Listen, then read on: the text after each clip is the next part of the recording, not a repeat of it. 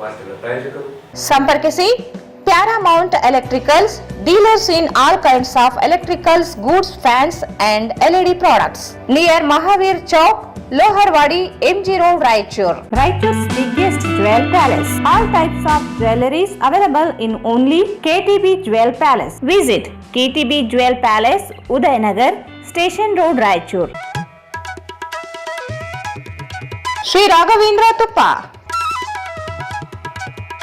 Sri Raghavendra Ghee, Bharat furnitures ರಾಯಚೂರಿನಲ್ಲಿ ಮೊಟ್ಟ ಮೊದಲ ಬಾರಿಗೆ 3 ಮಳಿಗೆ ಒಳಗೊಂಡ ಬೃಹತ್ ಆಕಾರದ furniture showroom, CPS complex, opposite Shiva Mandir, Patel road, Raichur.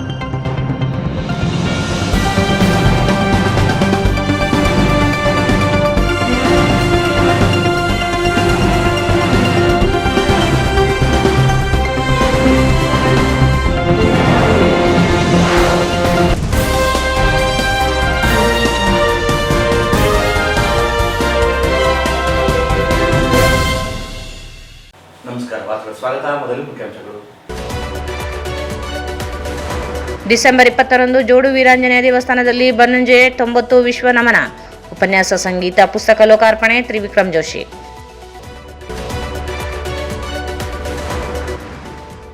Ravindra Jaldar ಮಾಲೀಕತ್ವ ಲೇಔಟ್ ವಿಶೇಷ ಭೂ ನ್ಯಾಯಾಲಯದ ವಿಚಾರಣೆ, ನಿವೇಶನ ಖರೀದಿದಾರರು ಎಚ್ಚರ ವಹಿಸಿ. ಮಹೇಂದ್ರ ಕುಮಾರ್ ಮಿತ್ರ.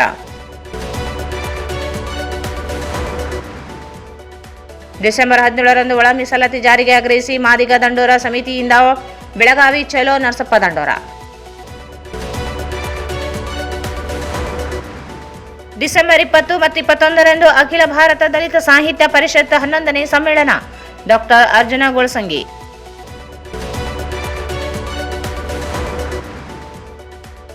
ಯರಮರಸ್ ಬಳಿ ನಿರ್ಮಾಣವಾಗುತ್ತಿದ್ದ ಕಸಾಯಿಖಾನೆ ಕಾಮಗಾರಿ ಸ್ಥಗಿತ, ಸ್ಥಳಾಂತರ ಭರವಸೆ ನಿಟ್ಟುಸಿರು ಬಿಟ್ಟ ನಿವಾಸಿಗಳು. ಮತೀಯ ದರ್ಪಣ ಪುಸ್ತಕ ಲೋಕಾರ್ಪಣೆ, ಮನುಷ್ಯನ ಭಾವಗಳನ್ನು ಪರಿಪಕ್ವಗೊಳಿಸುವ ಔಷಧಿಯೇ ಕನ್ನಡ ಸಾಹಿತ್ಯ. ಜಯಲಕ್ಷ್ಮಿ ಮಂಗಳಮೂರ್ತಿ. ರಾಜ್ಯ ಮಟ್ಟದ ರಸಪ್ರಶ್ನೆ ಕಾರ್ಯಕ್ರಮ, ಕೊರತೆ ತೊಂದರೆ ಮೀರಿ ಶಿಕ್ಷಣ ಸಾಧಿಸುವ ಛಲ ಬೇಕು. ಸಂತೋಷ್ ರಾಣಿ.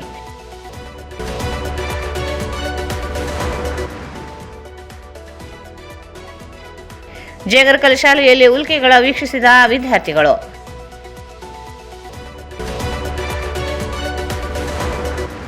ಅಕ್ರಮ ಕಲ್ಲಿದ್ದಲು ಸಾಗಾಟ ಪ್ರಕರಣ, ಅಧಿಕಾರಿಗಳ ವಿರುದ್ಧ ತನಿಖೆಗೆ ಆಗ್ರಹ.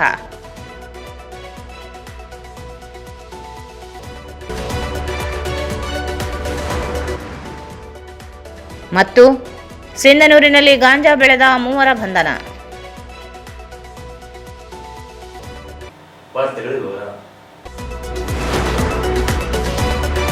ಬಂಜೆ ಗೋವಿಂದಾಚಾರ್ಯ ಪ್ರತಿಷ್ಠಾನ ಬೆಂಗಳೂರು, ಜನಸೇವಾ ಪ್ರತಿಷ್ಠಾನ ರಾಯಚೂರು, ಶ್ರುತಿ ಸಾಹಿತ್ಯ ಮೇಳಗಳ ಸಹಯೋಗದೊಂದಿಗೆ ಡಿಸೆಂಬರ್ 20ರಂದು ನಗರದ ಶ್ರೀ ಜೋಡು ವೀರಾಂಜನೇಯ ದೇವಸ್ಥಾನ ಸಭಾಂಗಣದಲ್ಲಿ ಶ್ರೀ ಬನ್ನಂಜೆ ಗೋವಿಂದಾಚಾರ್ಯ ಸ್ಮರಣೋತ್ಸವದ ಅಂಗವಾಗಿ ಬನ್ನಂಜೆ 90 ವಿಶ್ವ ನಮನ ಕಾರ್ಯಕ್ರಮ ಸಂಜೆ 4:30ಕ್ಕೆ ಆಯೋಜಿಸಲಾಗಿದೆ ಎಂದು ಜನಸೇವಾ ಪ್ರತಿಷ್ಠಾನದ ಅಧ್ಯಕ್ಷ ತ್ರಿವಿಕ್ರಮ್ ಜೋಶಿ ಹೇಳಿದರು.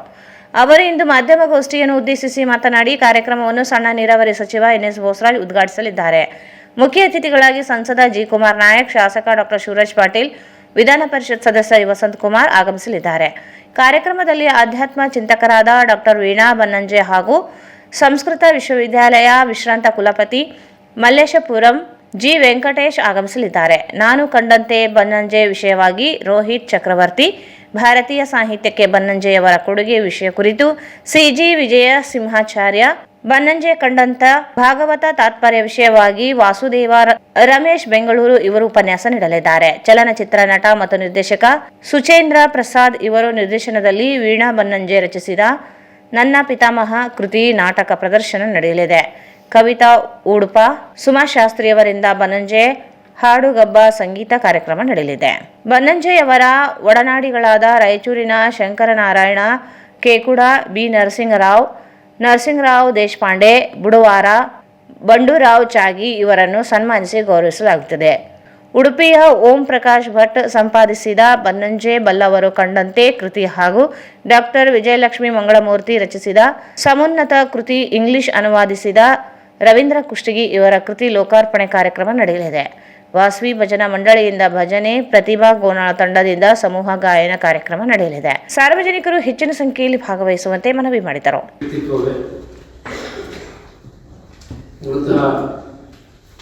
ಉಡುಪಿಯ ಬನ್ನಂಜೆ ಅಂದರೆ ಅಂಬಲಪಾಡಿಯಿಂದ ಉಡುಪಿ ಹತ್ತಿರ ಗ್ರಾಮ, ಅಲ್ಲಿಯ ಮೂಲದವರಾಗಿದ್ದರೂ ಕೂಡ ಬರೀ ಕರ್ನಾಟಕ ಅಲ್ಲ, ದೇಶ ಅಲ್ಲ, ಜಗತ್ತಿನಾದ್ಯಂತ ತಮ್ಮದೇ ಆದಂತಹ ವಿದ್ವತ್ತಿನಿಂದ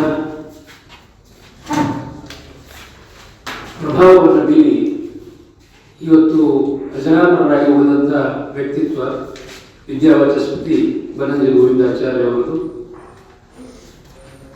ಅವರ ಒಡನಾಟ ವಿಶೇಷವಾಗಿ ರಾಯಚೂರಿನೊಂದಿಗೆ ಸುಮಾರು 82-83ರಿಂದ 40 ವರ್ಷಕ್ಕೂ ಹೆಚ್ಚಿನ ಒಂದು ಒಡನಾಟ ರಾಯಚೂರಿನ ಜನತೆ ಜೊತೆಗೆ ರಾಯಚೂರಿನ ಧಾರ್ಮಿಕ ಆಧ್ಯಾತ್ಮಿಕ ಚಿಂತಕರೊಂದಿಗೆ ಅವರ ಒಡನಾಟ ಇದ್ದಿದ್ದು ತಮ್ಮೆಲ್ಲರಿಗೂ ಸರ್ವವೇದ್ಯ. ಅಂಥ ವ್ಯಕ್ತಿತ್ವ ಇವತ್ತು ಅವರು ಇದ್ದರೆ 90 ವರ್ಷದ ಬದುಕು. ಅವರಿಗೆ ತೀರ್ಕೊಂಡು ಈ 2021 ಡಿಸೆಂಬರ್ 13ರಂದು ಅವರು ಕಾಲವಾದರು. ಅವರ ಕಾರ್ಯಕ್ರಮವನ್ನು 90ರ ವಿಶ್ವ ನಮನ ಅಂತ ಇಡೀ ಭಾರತದಾದ್ಯಂತ 40 ಕಡೆಗಳಲ್ಲಿ ಬನ್ನಂಜೆ ಗೋವಿಂದಾಚಾರ್ಯ ಪ್ರತಿಷ್ಠಾನ ಬೆಂಗಳೂರು ಇದರ ಗೌರವಾಧ್ಯಕ್ಷರು ನಮ್ಮ ನಿವೃತ್ತ ಕರ್ನಾಟಕದ ಪ್ರಥಮ ಕರ್ನಾಟಕ ಸಂಸ್ಕೃತ ವಿಶ್ವವಿದ್ಯಾಲಯದ ಪ್ರಥಮ ಕುಲಪತಿಗಳಾದಂಥ ಮಾನ್ಯ ಮಲ್ಲೇಪುರ ವೆಂಕಟೇಶ್, ಪ್ರೊಫೆಸರ್ ಮಲ್ಲೇಪುರ ವೆಂಕಟೇಶ್ ಅವರು ಅದರ ಗೌರವಾಧ್ಯಕ್ಷರು ಹಾಗೂ ಅದರ ಕಾರ್ಯಾಧ್ಯಕ್ಷರಾಗಿ ಸುಧಾ ಬನ್ನಂಜೆಯವರ ಸುಪುತ್ರಿ ಡಾಕ್ಟರ್ ವೀಣಾ ಬನ್ನಂಜೆಯವರು ಅದರ ಪ್ರತಿಷ್ಠಾನದ ನೇತೃತ್ವ ವಹಿಸಿಕೊಂಡು ಕೆಲಸಗಳನ್ನು ಮಾಡ್ತಾ ಇದ್ದಾರೆ. ಇಡೀ ಭಾರತದಲ್ಲಿ 40 ಕಡೆ ಕಾರ್ಯಕ್ರಮಗಳನ್ನು ಬನ್ನಂಜೆ ವಿಶ್ವನಮನ ಅಂತ ಮಾಡೋದು ನಡೆದಿದೆ. ರಾಯಚೂರಲ್ಲಿ ನಡೀತಾ ಇರೋದು 8ನೇ ಕಾರ್ಯಕ್ರಮ. ಇದು ಕಳೆದ ವರ್ಷದ 25ರ ಆಗಸ್ಟ್ನಿಂದ ಪ್ರಾರಂಭ ಆಗಿದೆ. ಮುಂದಿನ ಆಗಸ್ಟ್ವರೆಗೆ, ಮುಂದೆ ಆಗಸ್ಟ್ 1, 2, 3 ಬನ್ನಂಜೆಯವರ ಜನ್ಮದಿನ ಬರುತ್ತೆ. ಹಾಗಾಗಿ ಅದಕ್ಕೆ ತಕ್ಕಾಗಿ 2026 ಆಗಸ್ಟ್ 1, 2, 3 ಕೊನೆ ಕಾರ್ಯಕ್ರಮ ಬೆಂಗಳೂರು ನಡೀತದೆ. ಕಳೆದ ತಿಂಗಳು ಹರಿದ್ವಾರದಲ್ಲಿ ನಡೀತು, ಒಂದು ವಾರ, ನವೆಂಬರ್ 5ರಿಂದ 11ರವರೆಗೆ ನಮ್ಮ ಪ್ರತಿನಿಧಿಗಳು ಅಲ್ಲಿ ಹೋಗಿದ್ರು ಹರಿದ್ವಾರಕ್ಕೆ. ಇಲ್ಲಿ ರಾಯಚೂರಲ್ಲಿ ಕಾರ್ಯಕ್ರಮ ವಿಶೇಷವಾಗಿ ನಾವು ಡಿಸೆಂಬರ್ ಮುಂದಿನ ಶನಿವಾರದ ಸಂಜೆ 4:15ಗೆ ನಮ್ಮ ಸಾವಿತ್ರಿಕಾಗಿ ಜೋಡು ವೀರಾಂಜನೆ ಕಲ್ಯಾಣ ಮಂಟಪದಲ್ಲಿ ಅದನ್ನು ನಾವು ಹಮ್ಮಿಕೊಂಡಿದ್ದೇವೆ. ಇದರ ಉದ್ಘಾಟನೆಗೆ ನಮ್ಮವರೇ ಆದಂಥ ಸಚಿವರು, ನಮ್ಮ ಸಣ್ಣ ನೀರಾವರಿ ಮತ್ತು ವಿಜ್ಞಾನ ತಂತ್ರಜ್ಞಾನ ಸಚಿವರಾದಂಥ ಶ್ರೀಯುತ MS ಬೋಸರಾಜ್ ಅವರು ಉದ್ಘಾಟನೆಗೆ ಒಪ್ಪಿಕೊಂಡಿದ್ದಾರೆ. ಅವರು ಅವತ್ತು ಕಾರ್ಯಕ್ರಮದ ಉದ್ಘಾಟನೆಗೆ ಭಾಗವಹಿಸ್ತಾ ಇದ್ದಾರೆ. ಮುಖ್ಯ ಅತಿಥಿಗಳಾಗಿ ನಮ್ಮ ಮಾನ್ಯ ಸಂಸದರಾದ ಕುಮಾರ್ ನಾಯ್ಕ ಅವರು, ಶಾಸಕರಾದಂಥ ಡಾಕ್ಟರ್ ಶಿವರಾಜ್ ಪಾಟೀಲ್ ಅವರು, ವಿಧಾನ ಪರಿಷತ್ ಸದಸ್ಯರು ಆತ್ಮೀಯರಾದಂಥ ವಸಂತ ಕುಮಾರ್ ಅವರು ಅವತ್ತಿನ ಉದ್ಘಾಟನಾ ಸಮಾರಂಭದಲ್ಲಿ ಭಾಗವಹಿಸಲಿದ್ದಾರೆ. ಇದರ ಜೊತೆಗೆ ನಮ್ಮ ಬನ್ನಂಜೆ ಅವರ ಒಡನಾಟಿಗಳು ಮತ್ತು ಅವರ ಶಿಷ್ಯರು, ಅವರ ಹತ್ರ ಕಲಿತವರು, ಆ ಪೈಕಿ ನಮ್ಮ ಬೆಂಗಳೂರಿನವರಾದ ರೋಹಿತ್ ಚಕ್ರತೀರ್ಥ ಅವರು ಬನ್ನಂಜೆಯವರ ಬಗ್ಗೆ, ನಾನು ಕಂಡಂತೆ ಬನ್ನಂಜೆ ಅಂತ ವಿಷಯದ ಬಗ್ಗೆ ಅವರು ಮಾತಾಡಿದ್ದಾರೆ. ಅದರ ಜೊತೆಗೆ ಭಾರತೀಯ ಸಾಹಿತ್ಯಕ್ಕೆ ಬನ್ನಂಜೆಯವರ ಕೊಡುಗೆ ಬಗ್ಗೆ CG ವಿಜಯ ಸಿಂಹ ಆಚಾರ್ಯ ಅವರು, ಬನ್ನಂಜೆಯವರ ಶಿಷ್ಯರು, ಅವರು ಬಂದು ಮಾತಾಡ್ತಾ ಇದ್ದಾರೆ. ಹಾಗೆ ಬನ್ನಂಜೆಯವರ ಭಾಗವತ ತಾತ್ಪರ್ಯ, ಯಾಕಂದ್ರೆ ಅವರು ಪ್ರಕಾಂಡ ಪಾಂಡಿತ್ಯ ಜೊತೆಗೆ ಇವತ್ತು ನಾವು ಯಾವುದೇ ಪೀಠಾಧಿಪತಿಗಳಿರ್ಬೋದು, ಯಾವುದೇ ವಿಷಯಕ್ಕೆ ಅವಲೋಕನ ಮಾಡಬೇಕು ಅಥವಾ ಚರ್ಚೆ ಮಾಡಬೇಕು, ಅದರ ತಾತ್ಪರ್ಯ ಫೈನಲ್ ಯಾರ ಹತ್ರ ನಾವು ಹೋಗ್ಬೇಕು ಡಿಸಿಷನ್ಗೆ ಅಂದ್ರೆ ಬನ್ನಂಜೆಯವರು ಅಂತ ಪೇಜಾವರ ಶ್ರೀಗಳವರು, ವಿದ್ಯಾಮಾನ್ಯರು, ಎಲ್ಲ ಗುರುಗಳು ಅವ್ರ ಬಗ್ಗೆ ರೆಫರೆನ್ಸ್ ಮಾಡ್ತಕ್ಕಂಥ ಒಂದು ವಿದ್ವತ್ತನ್ನು ಹೊಂದಿದವರು. ಹಾಗಾಗಿ ಅವರು ಬನ್ನಂಜೆಯವರ ಕಡೆ ಭಾಗವತ ತಾತ್ಪರ್ಯ ಅಥವಾ ಒಂದು ಪುಸ್ತಕ ವಾಸುದೇವ ರಮೇಶ್ ಅವರ ಆ ವಿಷಯ ಬಗ್ಗೆ ಮಾತಾಡಿದ್ದಾರೆ. ಇದಲ್ಲದೆ ನಮ್ಮ ಊರಲ್ಲಿ ರಾಯಚೂರಲ್ಲಿ ಸುಮಾರು 30-32 ವರ್ಷ ಅವರು ಬಂದಿದ್ದಾರೆ. ಬೇರೆ ಬೇರೆ ಸಮಯದಲ್ಲಿ 82-83 ಪ್ರಾರಂಭ ಆಗಿದ್ದು ಅವರ ರಾಯಚೂರಿನ ಒಡನಾಟ. ಅವ್ರನ್ನ ಇಲ್ಲಿ ಕರೆಸಿ ರಾಯಚೂರಿನ ಜನತೆಗೆ ಒಂದು ವಿದ್ವತ್ಪೂರ್ಣ ಇವ್ರನ್ನ ಪರಿಚಯ ಮಾಡಿಕೊಟ್ಟಂಥವ್ರು ಏನಿದ್ದಾರೆ ಅಂಥ ಪ್ರಮುಖರು ಮತ್ತು ಅವರಿಗೆ ಆಶ್ರಯ ಕೊಟ್ಟವರು ಆ 32 ವರ್ಷದ ಒಡನಾಟಿಗಳನ್ನ ಈ ಒಂದು ಸಂದರ್ಭದಲ್ಲಿ ಸನ್ಮಾನ ಮಾಡಬೇಕು ಅಂತ ಹಮ್ಮಿಕೊಂಡಿದ್ದಾರೆ. ಅದರಲ್ಲಿ ತಮಗೆಲ್ಲ ಗೊತ್ತಿರೋ ರೀತಿ ನಮ್ಮ ಉಡುಪಿ ಹೋಟೆಲ್ ಅವರು ಮನೆಯಲ್ಲಿ ವಾಸ ಮಾಡ್ತಾ ಇದ್ರು ಬಂದಾಗ ಶಂಕರನಾರಾಯಣ ಕೆ ಕೂಡ ಅವರು ಅವರ ಸಹಪಾಠಿಗಳು ಕೂಡ ಉಡುಪಿಯಲ್ಲಿ ಅವ್ರ ಜೊತೆ ಓದ್ದವರು ಅವರು. ಹಾಗೆ ನಮ್ಮ ಕೋಟೆ ಗುರುರಾಜ ಮಂಡಳಿ ಬಿ ನರಸಿಂಹರಾಯರು, ಹಾಗೆ ನರಸಿಂಹರಾವ್ ದೇಶಪಾಂಡೆ ಅವರು ಅವ್ರ ಮನೆಯಲ್ಲಿ ವಾಸ ಮಾಡ್ತಾ ಇದ್ರು. ಹಾಗೆ ಬಂಡೂರಾವ್ ಚಾಗಿ ಅವರು ಅವ್ರ ಜೊತೆ ಒಂದು ಆತ್ಮೀಯತೆ ಒಡನಾಟ ಇಟ್ಕೊಂಡವರು. ಹೀಗೆ 4 ಜನ ಪ್ರಮುಖರಿಗೆ ಸನ್ಮಾನವನ್ನು ಇಟ್ಕೊಂಡಿದ್ದೀವಿ. ಇದರ ಜೊತೆಗೆ ಒಂದು ಅವರ ನಮ್ಮ ಬನ್ನಂಜೆ ಅವರ ಜೀವನದ ಬಗ್ಗೆ ಒಂದು ಸಂಕ್ಷಿಪ್ತವಾದಂಥ ಒಂದು ನಾಟಕವನ್ನ ರಚನೆ ಮಾಡಿದ್ದಾರೆ, ನನ್ನ ಪಿತಾಮಹ ಅಂತ. ಆ ನಾಟಕದ ನಿರ್ದೇಶನ ಮತ್ತು ಆ ತಂಡವನ್ನ ತಮಗೆಲ್ಲ ಗೊತ್ತಿರೋ ರೀತಿ ಖ್ಯಾತ ಚಲನಚಿತ್ರ ನಟರಾದ ಟಿವಿ ನಟರಾದ ಸುಚೇಂದ್ರ ಪ್ರಸಾದ್ ಅವರು ಅವರ ತಂಡ 15 ಜನರ ತಂಡ ಬಂದು ಆ ನಾಟಕ ಪ್ರದರ್ಶನವನ್ನು ಮಾಡ್ತಾ ಇದ್ದಾರೆ. ಸುಚೇಂದ್ರ ಪ್ರಸಾದ್ ತಮಗೆಲ್ಲ ಪರಿಚಿತರೆ ಸುಚೇಂದ್ರ ಪ್ರಸಾದ್ ಅವರು. ಹಾಗೇನೆ ಅವರ ಇನ್ನೊಂದು ತಂಡ ಗಾಯನ ತಂಡ ಇದೆ, ಕವಿತಾ ಉಡುಪ ಮತ್ತು ಶ್ರೀಮತಿ ಸುಮಾ ಶಾಸ್ತ್ರಿ. ಇವರಿಬ್ಬರು ಅವರು ಸಂಗೀತ ಕಾರ್ಯಕ್ರಮವನ್ನ ವಿಶೇಷವಾಗಿ ಬನ್ನಂಜೆಯವರ ರಚಿಸಿದ ಹಾಡುಗಳ ಬಗ್ಗೆ ಒಂದು ಹಾಡುಗಾರಿಕೆ ಅದು ಇರುತ್ತೆ, ಹಾಡು ಅಂತ. ಇದು ಒಟ್ಟು ಕಾರ್ಯಕ್ರಮ. ಇದರ ಜೊತೆಗೆ ನಮಗೆ ಇನ್ನೂ ಒಂದು ಪುಸ್ತಕ ಬಿಡುಗಡೆ ಕಾರ್ಯಕ್ರಮ ಇನ್ನು 2 ಇದೆ. ನಮ್ಮವರೇ ಆದಂತಹ ಶ್ರೀಮತಿ ಜಯಲಕ್ಷ್ಮಿ ಮಂಗಳಾಮೂರ್ತಿಯವರ ಸಮುನ್ನತ ಅಂತ ಒಂದು ಪುಸ್ತಕವನ್ನ ಇಂಗ್ಲಿಷ್ ತರ್ಜುಮೆ ಮಾಡಿದ್ದಿದೆ. ಅದನ್ನು ಮಾಡಿದವರು ನಮ್ಮವರೇ ರವೀಂದ್ರ ಕುಷ್ಟಗಿ ಅವರು. ವಸಂತ ಕುಷ್ಟಗಿ ಅಂತ ತಾವೆಲ್ಲ ಕೇಳಿದ್ರಿ, ಪ್ರೊಫೆಸರ್ ವಸಂತ ಕುಷ್ಟಗಿ ಅವರ ಮಗ ರವೀಂದ್ರ ಕುಷ್ಟಗಿ ಅವರು ಅದನ್ನ ಇಂಗ್ಲಿಷ್ ತರ್ಜುಮೆ ಮಾಡಿದ್ದಾರೆ. ಅದೇ ರೀತಿ ಉಡುಪಿಯ ಓಂ ಪ್ರಕಾಶ್ ಭಟ್ ಅಂತ ಬಲ್ಲವರು ಕಂಡಂತೆ, ಬನ್ನಂಜೆ ಬಲ್ಲವರು ಕಂಡಂತೆ ಅಂತ ಅವರ ಬಗ್ಗೆ ಒಂದು ಪುಸ್ತಕ ಇದೆ. ಆ ಪುಸ್ತಕದ ಒಂದು ಕೃತಿ ಬಿಡುಗಡೆ, ಈ 2 ಪುಸ್ತಕದ ಬಿಡುಗಡೆ ಕಾರ್ಯಕ್ರಮವನ್ನು ಇದರಲ್ಲಿ ಮಾಡೋರಿದ್ದೇವೆ. ಇದಲ್ಲದೆ ನಮ್ಮಲ್ಲಿರ್ತಕ್ಕಂಥ ಸ್ಥಳೀಯ ಕಲಾವಿದರು ಬನ್ನಂಜೆಯವರ ಬಗ್ಗೆ ಬರೆದಂತ ಹಾಡಿನ ಒಂದು ಹಾಡುಗಾರಿಕೆಯನ್ನ ನಮ್ಮ ಪ್ರತಿಭಾ ಗೋನಾಳ್ ತಮಗೆಲ್ಲ ಪರಿಚಿತರು ಅವರ ತಂಡ, ಎಲ್ಲ ಭಜನಾ ಮಂಡಳಿಗಳ ಆಯ್ದ ಕಲಾವಿದರು ಸೇರಿ ಒಂದು 25-30 ಜನರ ತಂಡವನ್ನು ರೆಡಿ ಮಾಡಿ ಹಾಡು ಅವರಿಂದ ಸಂಗೀತ ಕಾರ್ಯಕ್ರಮವನ್ನು ನಾವು ಸಮೂಹ ಗಾಯನ ಕಾರ್ಯಕ್ರಮವನ್ನು ಹಮ್ಮಿಕೊಂಡಿದ್ದೇವೆ. ಈ ಸಂದರ್ಭದಲ್ಲಿ ಶ್ರುತಿ ಸಾಹಿತ್ಯ ಮೇಳದ ಅಧ್ಯಕ್ಷ ಮುರಳೀಧರ್ ಕುಲಕರ್ಣಿ, ಬ್ರಾಹ್ಮಣ ಮಹಾಸಭಾದ ಅಧ್ಯಕ್ಷ ರಮೇಶ್ ಕುಲಕರ್ಣಿ, ಜೋಡು ವೀರಾಂಜನೇಯ ದೇವಸ್ಥಾನದ ಕಾರ್ಯಾಧ್ಯಕ್ಷ ವೇಣುಗೋಪಾಲ್ ಇನಂದಾರ್, ಜೆಎಂ ವೀರೇಶ್, ರಾಮರಾವ್ ಗಣೇಕಲ್ ಉಪಸ್ಥಿತರಿದ್ದರು. ನಗರದ ಸರ್ವೆ ನಂಬರ್ 899/2ರಲ್ಲಿ ಇರುವ ರವೀಂದ್ರ ಜಾಲ್ದಾರ್ ಮಾಲೀಕತ್ವದ 13 ಎಕರೆ ಭೂಮಿಯನ್ನು ಲೇಔಟ್ ಆಗಿ ಪರಿವರ್ತಿಸಲಾಗಿದ್ದು, ಈ ಕುರಿತು ವಿಶೇಷ ಭೂಕಬಳಿಕೆ ನಿಷೇಧ ವಿಶೇಷ ನ್ಯಾಯಾಲಯದಲ್ಲಿ ವಿಚಾರಣಾ ಹಂತದಲ್ಲಿ ಇದ್ದು, ಯಾರು ನಿವೇಶನ ಖರೀದಿಸಬಾರದು ಎಂದು ಡಾಕ್ಟರ್ ಬಿಆರ್ ಅಂಬೇಡ್ಕರ್ ಪರಿಶಿಷ್ಟ ಜಾತಿ ಒಕ್ಕೂಟದ ರಾಜ್ಯಾಧ್ಯಕ್ಷ ಮಹೇಂದ್ರ ಮಿತ್ರ ಮನವಿ ಮಾಡಿದರು. ಅವರು ಇಂದು ಮಾಧ್ಯಮಗೋಷ್ಠಿಯನ್ನು ಉದ್ದೇಶಿಸಿ ಮಾತನಾಡಿ, ಇನಾಂ ಭೂಮಿ ರದ್ದತಿ ಕಾಯ್ದೆ ಜಾರಿಯ ನಂತರ ಇನಾಂ ಭೂಮಿ ಸರ್ಕಾರಿ ಭೂಮಿ ಎಂದು ಆದೇಶ ಮಾಡಲಾಗಿದೆ. ಆದರೆ ಮನೋಜ್ ವೆಂಕೋಬಾಚಾರ್, ಕಿಶೋರ್ ವೆಂಕೋಬಾಚಾರ್, ರಾಘವೇಂದ್ರ, ಮುಕುಂದ ಶಾಮಾಚಾರ್ ಇವರಿಗೆ ಸೇರಿ ಇನಾಂ ಭೂಮಿಯನ್ನು ರವೀಂದ್ರ ಜಾಲ್ದಾರ್ ಪಡೆದು ವಸತಿ ವಿನ್ಯಾಸವಾಗಿ ಪರಿವರ್ತಿಸಿದ್ದಾರೆ. ಈ ಕುರಿತು ದಿವಂಗತ ಸಿ ನಾರಾಯಣ ವಕೀಲರು 2021 ಸೆಪ್ಟೆಂಬರ್ 14ರಂದು ಜಿಲ್ಲಾಧಿಕಾರಿಗಳಿಗೆ ದೂರು ನೀಡಿದರು.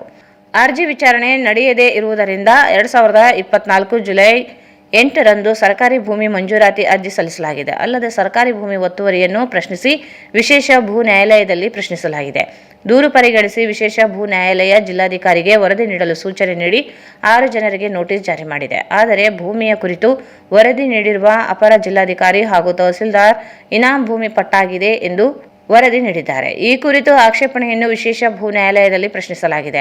ಮತ್ತೊಮ್ಮೆ ವರದಿ ನೀಡಲು ಡಿಸಿಗೆ ನ್ಯಾಯಾಲಯ ಸೂಚನೆ ನೀಡಿದರೆ ರವೀಂದ್ರ ಜಾಲ್ದಾರ್ ಮಾಲೀಕತ್ವದ ಲೇಔಟ್ನಲ್ಲಿ ನಿವೇಶನ ಖರೀದಿಸುವವರು ಪೂರ್ವಾನುಮತಿ ಪಡೆದು ಖರೀದಿಸಬೇಕು. ನ್ಯಾಯಾಲಯದ ಅನುಮತಿ ಪಡೆದು ಖರೀದಿಸಬಹುದು, ಇಲ್ಲವಾದರೆ ಆರ್ಥಿಕ ನಷ್ಟ ಎದುರಿಸಬೇಕಾಗುತ್ತದೆ ಎಂದರು. ಈ ಸಂದರ್ಭದಲ್ಲಿ ನರಸಿಂಹಲು ಪೋತ್ಗಲ್ ಇದ್ದರು. ಇದು ಪ್ರಾಣದೇವರ ಇನಾಂ ಭೂಮಿ ಆಗಿರುತ್ತದೆ. ಇದಕ್ಕೆ ಇನಾಮದಾರರು ರಾಘವೇಂದ್ರಾಚಾರ್ಯ ಅವರು ಇದ್ರು. ಸೊ ಇನಾಮ್ ಅಬಾಲಿಷನ್ ಆಕ್ಟ್ 1977ನಲ್ಲಿ ಬಂದ್ಮೇಲೆ ಎಲ್ಲ ಇನಾಮ್ಗಳನ್ನ ಸರ್ಕಾರ ರದ್ದು ಮಾಡ್ತು. ಸೊ ರದ್ದು ಮಾಡಿದ್ಮೇಲೆ ಸೆಕ್ಷನ್ 4 ಪ್ರಕಾರ ರದ್ದು ಮಾಡ್ತು. ಸೊ ಅಲ್ಲಿಗೆ ಅದು ಗೌರ್ಮೆಂಟ್ ಲ್ಯಾಂಡ್ ಅಂತೇಳಿ ಡಿಕ್ಲೇರ್ ಮಾಡ್ತಾರೆ ಆಕ್ಟ್ ಪ್ರಕಾರ ಸೆಕ್ಷನ್ 4 ಪ್ರಕಾರ. ಸೊ ಇಲ್ಲಿ ಬೇರೆ ಬೆಂಗಳೂರು ಮತ್ತೆ ಮೈಸೂರು ರಾಜ್ಯಗಳಲ್ಲಿ ಈ ಆಕ್ಟ್ ಬಂದ್ಮೇಲೆ ಅಲ್ಲಿ ಆ ಪಟ್ಟದಾರು ಇನಾಮದಾರ ಇರ್ತದಲ್ಲ ಅವ್ರ ಹೆಸರನ್ನ ರೌಂಡ್ ಅಪ್ ಮಾಡಿ ಕರ್ನಾಟಕ ಸರ್ಕಾರ ಅಂತ ಬರೆದ್ರು. ಆದ್ರೆ ನಮ್ಮ ರಾಯಚೂರು ಜಿಲ್ಲೆಯಲ್ಲಿ ಕಂದಾಯ ಅಧಿಕಾರಿಗಳು ಏನು ಅವಾಗ ಕೆಲಸ ಮಾಡಿದ್ರಲ್ಲ ಆ ಕೆಲಸ ಇಲ್ಲಿ ಮಾಡಲಿಲ್ಲ, ಕರ್ನಾಟಕ ಸರ್ಕಾರ ಅಂತ ಬರಲಿಲ್ಲ. ಸೊ ನಂತರ ಸೆಕ್ಷನ್ 5 ಪ್ರಕಾರ ಅದೇ ರಾಘವೇಂದ್ರಾಚಾರ್ಯ ಅವ್ರ ಇನಾಮ್ ರೀಗ್ರಾಂಟ್ ಆಗ್ಬೇಕಂತಂದ್ರೆ ಸೆಕ್ಷನ್ 5 ನಲ್ಲಿ ಕ್ಲಾಸ್ 2 ಸಬ್ ಕ್ಲಾಸ್ 2 ಗಳಲ್ಲಿ 1/3/1974 ಗಿನ ಮುಂಚೆ 3 ಇಯರ್ಸ್ ಕಂಟಿನ್ಯೂಸ್ ಆಗಿ ರಾಘವೇಂದ್ರಾಚಾರ್ಯ ಅವರು ಸರ್ವಣೆ ಮಾಡಿದ್ರೆ ಅವ್ರನ್ನ ಭೂಮಿ ಗ್ರಾಂಟ್ ಮಾಡ್ಬೇಕಂತೇಳಿ land tribunal land reforms act ಅಡಿಯಲ್ಲಿ ಪ್ರೊವಿಷನ್ ಇತ್ತು. ಸೊ ಇಲ್ಲಿ ಇವ್ರು ಏನ್ ಮಾಡ್ತಾರೆ ಅಂತಂದ್ರೆ ರಾಘವೇಂದ್ರಾಚಾರ್ಯ ಅವರು ಅವ್ರು ತೀರ್ಕೊಂಡಂತ ಹೆಂಗಮ್ಮ ಅಂತೇಳಿ ಅವರು ಮಿಸಸ್ ಅವ್ರು ಅಪಿಯರ್ ಆದ್ರು. ಸೊ ಅಲ್ಲಿ ಅವ್ರು ಏನ್ ಮಾಡ್ತಾರೆ ಅಂತಂದ್ರೆ ರಾಘವೇಂದ್ರಾಚಾರ್ಯ ಅವರು ಏನ್ ಇನಾಮದಾರ ಇದ್ರಲ್ಲ, ಸೊ ಇಲ್ಲಿ ಬೇರೆ ಬೇರೆ ಶೆಡ್ಯೂಲ್ ಕ್ಯಾಸ್ಟ್ ಅವರು ಕೆಳಗಡೆ ಸಾಗುವಳಿ ಮಾಡ್ತಾ ಇದ್ರು. ವಡಲ ಸಪ್ಪ ತಿಪ್ಪಯ್ಯ ತಿಪ್ಪಗ ಅಂತೇಳಿ ಬೇರೆಯವ್ರು ಮಾಡ್ತಿದ್ರು 67 ಲಿಂದ. ಸೊ ಅದು ರೆವಿನ್ಯೂ ಡಿಪಾರ್ಟ್ಮೆಂಟ್ ನಲ್ಲಿ ತಹಸೀಲ್ ಆಫೀಸ್ ನಲ್ಲಿ ಏನ್ ರೆಕಾರ್ಡ್ ರೂಮ್ ಇದೆಯಲ್ಲ 67 ಲಿಂದ 72 73 ತರ ಪಾಣಿನೇ ಇಲ್ಲ. ಸೊ ಆ ಪಾಣಿ ನಾವು 5 ಸಲ ಕೇಳಿದ್ವಿ, 5 ಸಲನೂ ವಿವರ ಕೊಟ್ಟಾಗ ಲಭ್ಯವಿಲ್ಲ ಅಂತ ಹೇಳಿ. ಸೊ ಇವ್ರು ಏನ್ ಮಾಡ್ತಾರೆ ಅಂತಂದ್ರೆ ಆ ವಿಲೇಜ್ ಅಕೌಂಟೆಂಟ್ ಕಡೆಯಿಂದ ಒಂದು ಫೇಕ್ RTC ಮಾಡ್ಕೊಂಡು ಲ್ಯಾಂಡ್ ಟ್ರಿಬ್ಯುನಲ್ ರಾಯಚೂರಿಗೆ ಕೊಟ್ಟು ಆರ್ಡರ್ ಮಾಡ್ಕೊಂಡಿದ್ದಾವೆ ಅಂತ ಹೇಳ್ತಾರೆ. ಸೊ ಆ ಆರ್ಡರ್ ನಾವು ತೆಗೆದು ನೋಡಿದ್ರೆ ಅದು ಫೇಕ್ RTC ಇದೆ.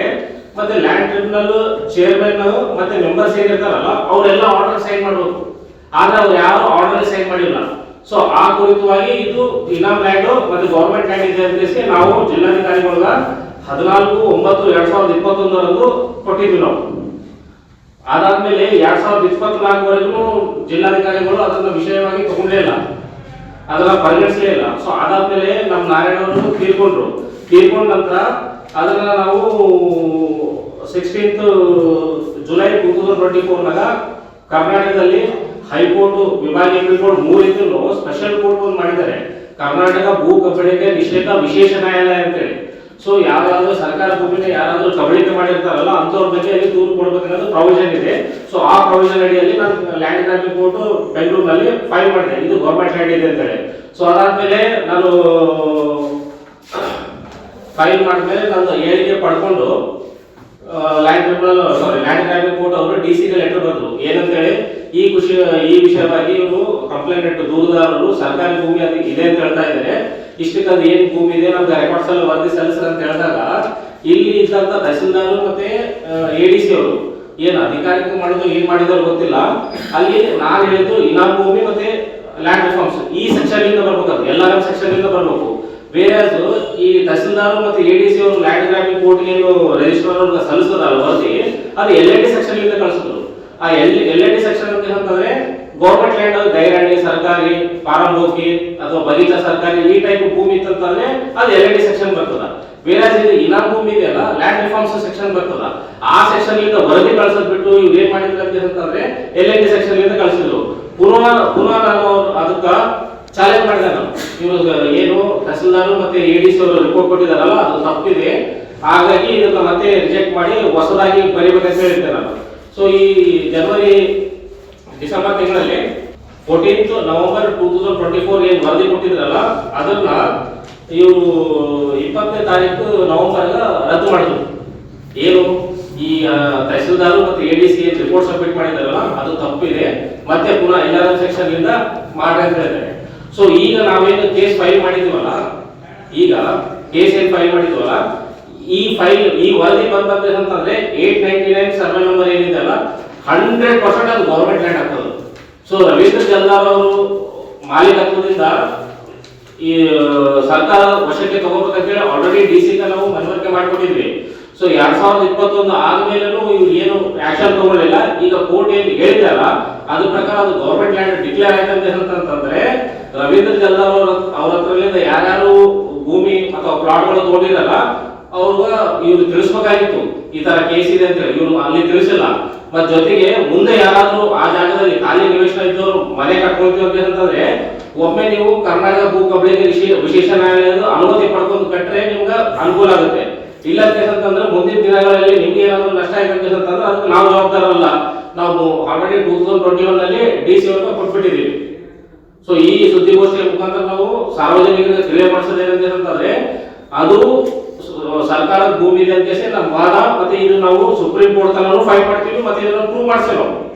ಸೊ ಹಾಗಾಗಿ ಅದರಲ್ಲಿ ಮತ್ತೆ ನಾವು ಏನು ಲ್ಯಾಂಡ್ ಗ್ರಾಂಟ್ ರೂಲ್ಸ್ ಪ್ರಕಾರ, ಲ್ಯಾಂಡ್ ಗ್ರಾಂಟ್ ರೂಲ್ಸ್ 1969 ಪ್ರಕಾರ ಆ 13 ಎಕರೆ ಭೂಮಿಯನ್ನು 13 ಜನರಿಗೆ ಹಂಚಿಕೆ ಮಾಡಬೇಕಂತಲೂ ನಾವು ಜಿಲ್ಲಾಧಿಕಾರಿಗಳಿಗೆ ಮನವಿಯನ್ನು ಕೊಟ್ಟಿವಿ 2024ರಲ್ಲಿ. ಜೊತೆಗೆ ಲ್ಯಾಂಡ್ ಗ್ರಾಂಟ್ ಕೋಟಾನು ಹಾಕಿದ್ವಿ. ನಮ್ಗೆ ಅದು ಗ್ರಾಂಟ್ ಆಗ್ತದೋ ಇಲ್ಲೋ ಗೊತ್ತಿಲ್ಲ. ಮಾದಿಗ ಸಮಾಜಕ್ಕೆ ಒಳ ಮೀಸಲಾತಿ ಸಂಪೂರ್ಣ ಪ್ರಮಾಣ ಜಾರಿಗೆ ಆಗ್ರಹಿಸಿ ಮಾದಿಗ ದಂಡೋರ ಮೀಸಲಾತಿ ಹೋರಾಟ ಸಮಿತಿಯಿಂದ ಡಿಸೆಂಬರ್ 17ರಂದು ಬೆಳಗಾವಿ ಚಲೋ ಹಾಗೂ ಅಮರಣಾಂತ ಉಪವಾಸ ಸತ್ಯಾಗ್ರಹ ನಡೆಯಲಿದೆ ಎಂದು ಮಾದಿಗ ದಂಡೋರ ಮೀಸಲಾತಿ ಹೋರಾಟ ಸಮಿತಿ ಅಧ್ಯಕ್ಷ ನರಸಪ್ಪ ದಂಡೋರ ಹೇಳಿದರು. ಅವರು ಇಂದು ಮಾಧ್ಯಮಗೋಷ್ಠಿಯನ್ನು ಉದ್ದೇಶಿಸಿ ಮಾತನಾಡಿ, ರಾಜ್ಯ ಕಾಂಗ್ರೆಸ್ ಸರ್ಕಾರ ಒಳ ಮೀಸಲು ಜಾರಿಗೆ ಆಸಕ್ತಿ ತೋರುತ್ತಿಲ್ಲ. ಜನರಿಗೆ ನೀಡಿದ ಮಾತು ಉಳಿಸಿಕೊಳ್ಳುವುದಾಗಿ ಹೇಳುತ್ತಲೇ ಉದ್ದೇಶಪೂರ್ವಕವಾಗಿ ವಿಳಂಬ ಧೋರಣೆ ಅನುಸರಿಸುತ್ತಿದೆ. ಮುಖ್ಯಮಂತ್ರಿ ಸಿದ್ದರಾಮಯ್ಯನವರು ಒಳ ಮೀಸಲು ಜಾರಿಗೊಳಿಸುವುದಾಗಿ ಹೇಳಿ ನ್ಯಾಯಮೂರ್ತಿ ನಾಗಮೋಹನ್ ದಾಸ್ ಇವರಿಂದ ಪಡೆದ ವರದಿಯನ್ನು ಜಾರಿಗೊಳಿಸದೆ ಮೀಸಲು ಹಂಚಿಕೆ ಮಾಡಿ ಗೊಂದಲ ಸೃಷ್ಟಿಗೆ ಕಾರಣರಾದರು. ಮೀಸಲು ಹಂಚಿಕೆ ಎದುರಾಗಬಹುದಾದ ಕಾನೂನಾತ್ಮಕ ಸಮಸ್ಯೆಗಳ ಅರಿವಿದ್ದರೂ ಮೀಸಲು ಜಾರಿಗೊಳಿಸುವುದಾಗಿ ಸರ್ಕಾರ ಹೇಳುತ್ತಿದೆ. ಸಚಿವ ಸಂಪುಟ ಅನುಮೋದನೆಗೊಂಡರೂ ಜಾರಿಯಾಗಿಲ್ಲ. ಹೈಕೋರ್ಟ್ ಮೀಸಲು ಜಾರಿಗೆ ತಡೆಯಾಜ್ಞೆ ನೀಡಿದ್ದರಿಂದ ಸಮಾಜಕ್ಕೆ ಅನ್ಯಾಯ ಮುಂದುವರಿದಿದೆ. 200 ಕೋಟಿ ವೆಚ್ಚದಲ್ಲಿ ಆಯೋಗ ರಚಿಸಿದ್ದ ಸರ್ಕಾರ ವರದಿ ಶಿಫಾರಸುಗಳನ್ನು ಪರಿಗಣಿಸಿಲ್ಲ. ಬಲಾಢ್ಯ ಸಚಿವರ ಪ್ರಭಾವದಿಂದ ಉದ್ದೇಶಪೂರ್ವಕವಾಗಿ ವಿಳಂಬ ನೀತಿಯನ್ನು ಕಾಂಗ್ರೆಸ್ ಸರ್ಕಾರ ಎದುರಿಸುತ್ತಿರುವುದನ್ನು ಖಂಡಿಸಿ ಪ್ರತಿಭಟನೆ ನಡೆಯಲಿದೆ. ರಾಜ್ಯದ ಎಲ್ಲ ಜಿಲ್ಲೆಗಳಿಂದ ಸಮುದಾಯ ಜನರು ಹೆಚ್ಚಿನ ಸಂಖ್ಯೆಯಲ್ಲಿ ಭಾಗವಹಿಸಬೇಕು. ಕಾಂಗ್ರೆಸ್, ಬಿಜೆಪಿ ಸೇರಿ ಯಾರಿಗೂ ಒಳ ಮೀಸಲು ಜಾರಿಗೆ ಬದ್ಧತೆ ಇಲ್ಲ. ಬಿಜೆಪಿ ಸರ್ಕಾರ ಶೇಕಡಾ 17 ಮೀಸಲು ಹೆಚ್ಚಿಸಿದ ನಂತರ ಉಂಟಾಗಬಹುದಾದ ಸಮಸ್ಯೆ ನಿವಾರಿಸದೇ ಇರುವುದು ಸಮಸ್ಯೆಗೆ ಕಾರಣವೆಂದರು. ಕಾಂಗ್ರೆಸ್ ಸರ್ಕಾರ ಕೈಗೊಳ್ಳುವಂತ ನಿರ್ಧಾರಗಳು ಮತ್ತು ಒಳ ಮೀಸಲಾತಿ ಗೊಂದಲಗಳು ಯಾವ ರೀತಿ ಇದೆ ಅನ್ನೋದು ಮನಗಂಡಂತ ನಮ್ಮಂತ ಹೋರಾಟಗಾರರು ನಾವು ಸುದೀರ್ಘ 30 ವರ್ಷಗಳ ಹೋರಾಟದ ಇತಿಹಾಸ ನೋಡುವಂತ ಸಂದರ್ಭದಲ್ಲಿ ಇವತ್ತು ಏನಾಗ್ತಾ ಇದೆ, SC ವರ್ಗೀಕರಣ ಫಸ್ಟ್ ಜಾತಿಗೆ ಬರುವಂತ 101 ಜಾತಿ ಜನಾಂಗಕ್ಕೆ ಯಾವ್ಯಾವ ಜನಾಂಗಕ್ಕೆ ಅನ್ಯಾಯ ಇದೆ, ಯಾವ ಜನಾಂಗಕ್ಕೆ ಮೀಸಲಾತಿ ಗಮನಿಸ್ತಾ ಇದೆ ಅನ್ನೋದು ವಿಷಯ ಕೂಡ ಬಹಳ ನಾವು ನೋವಿನಿಂದ ಹೇಳಬೇಕಾಗ್ತದೆ ಬಂಧುಗಳೇ. ಈಗಾಗಲೇ ನಾವು ಕಳೆದ ಆಗಸ್ಟ್ 19ರಂದು ಏನು ಕಾಂಗ್ರೆಸ್ ಸರ್ಕಾರ, ಸಿದ್ದರಾಮಯ್ಯ ಸರ್ಕಾರ ಒಂದು ಒಳ ಮೀಸಲಾತಿ ಜಾರಿ ಮಾಡಿದ್ದೇವೆ ಅಂತ ಹೇಳಿ ಸಚಿವ ಸಂಪುಟದಲ್ಲಿ ತೀರ್ಮಾನ ಕೈಗೊಂಡಿದ್ದೇವೆ. ಎಡಗೈ ಸಮುದಾಯಕ್ಕೆ 6%, ಬಲಗೈ ಸಮುದಾಯಕ್ಕೆ 5% ಮತ್ತು ಸ್ಪಷ್ಟ ಜನಾಂಗಕ್ಕೆ 5% ಅಂತೇಳಿ 5-6-5 ಅಂತೇಳಿ ಘೋಷಣೆ ಮಾಡಿ ಇವತ್ತು ಸರ್ಕಾರ ಸಮುದಾಯಗಳಿಗೆ ಕಣ್ಣಿಗೆ ಮಣ್ಣೇರಿಸುವಂತ ಕೆಲಸ ಮಾಡ್ತಾ ಇದೆ. ಒಳ ಮೀಸಲಾತಿ ಸಂಪೂರ್ಣ ಜಾರಿಯಾಗಿದೆ.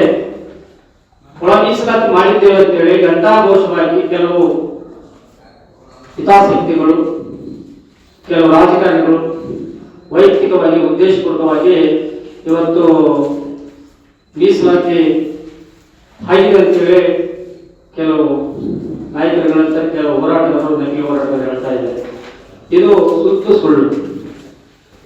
ಒಳ ಮೀಸಲಾತಿ ಜಾರಿಯಿಂದ ಸಂಪೂರ್ಣ ಜಾರಿ ಆಗಿಲ್ಲ.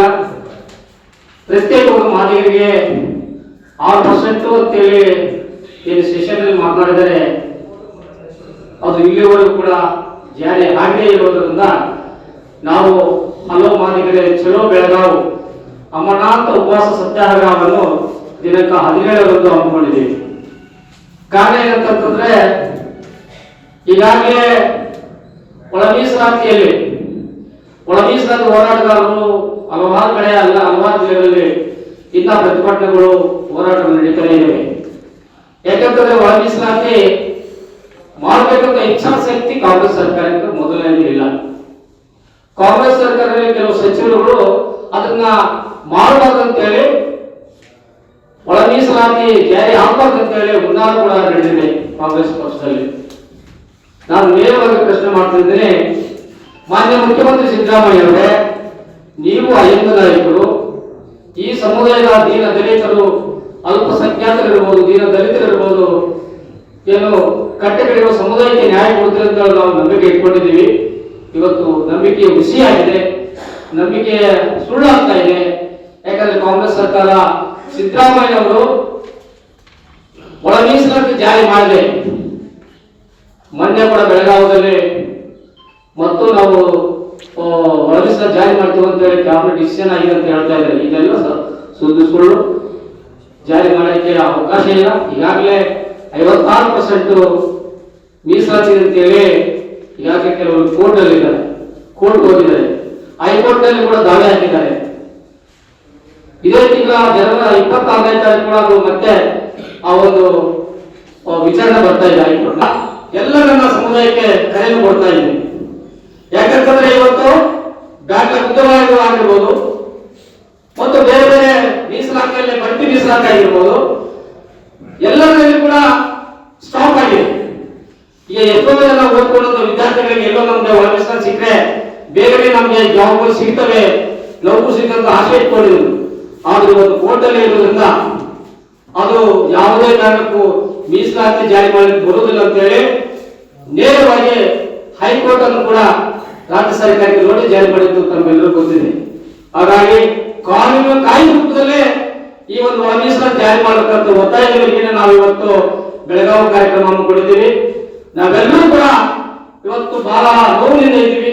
ನಾವೆಲ್ಲರೂ ಕೂಡ ದುಃಖದಲ್ಲಿದ್ದೀವಿ. ಯಾಕಂತಂದ್ರೆ ಸುದೀರ್ಘ 30-35 ವರ್ಷಗಳ ಹೋರಾಟವನ್ನು ಮಾಡಿದರೂ ಕೂಡ ಇವತ್ತು ಕಾಂಗ್ರೆಸ್ ಸರ್ಕಾರಕ್ಕೆ ಕಿಚ್ಚಂತು ಮಾದಿಗರ ಪರವಾಗಿ ಅಥವಾ ಶೋಷಿತ ಸಮುದಾಯದ ಪರವಾಗಿ ಮತ್ತು ಹಲವಾರು ಸಮುದಾಯಗಳಿಗೆ ಅನ್ಯಾಯ ಮಾಡಿರುವಂತಹ ಕಾಂಗ್ರೆಸ್ ಸರ್ಕಾರ ವಿರುದ್ಧವೇ ನಾವು ಮತ್ತೊಂದು ಸಲ ಹೋರಾಟ ಬಿಡುವುದರ ಮೂಲಕ ಸರ್ಕಾರಕ್ಕೆ ಎಚ್ಚರಿಕೆ ಕೊಡುವುದರ ಮೂಲಕ ನಮ್ಮ ಬೇಡಿಕೆ ಈಡೇರುವವರೆಗೂ ಒಳ ಮೀಸಲಾತಿ ಸಿಗುವವರೆಗೂ ನಮ್ಮ ಪ್ರಾಣ ಕೊಟ್ಟರೂ ಒಳ ಮೀಸಲಾತಿ ಪಡ್ತೀವಿ, ಸಾಮಾಜಿಕ ನ್ಯಾಯ ಪಡ್ತೀವಿ ಅನ್ನೋ ಉದ್ದೇಶ ಇಟ್ಟುಕೊಂಡು ಸಾಮಾಜಿಕ ನ್ಯಾಯಕ್ಕಾಗಿ ಒಳ ಮೀಸಲಾತಿ ಜಾರಿಗಾಗಿ ಸಮಾಜ ಬದ್ಧತೆಗಾಗಿ ಮಾದಿಗರ MRPS ರಾಯಚೂರು ಜಿಲ್ಲಾ ಸಮಿತಿ ವತಿಯಿಂದ ಈ ಒಂದು ಪತ್ರಿಕಾಗೋಷ್ಠಿ ಮೂಲಕ ನಾವು ಮನವಿಯನ್ನು ಮಾಡಿಕೊಂಡಿದ್ದೇವೆ. ಮಾನ್ಯ ಮುಖ್ಯಮಂತ್ರಿ ಸಿದ್ದರಾಮಯ್ಯ ಅವರೇ, ಇವತ್ತು ನಾವು ಕ್ಯಾಬಿನೆಟ್ ನಲ್ಲಿ ಏನು ಬಿಲ್ ಅನ್ನು ಮಂಡಿಸ್ತೀವಿ ಅಂತ ಹೇಳಿದ್ದಾರೆ.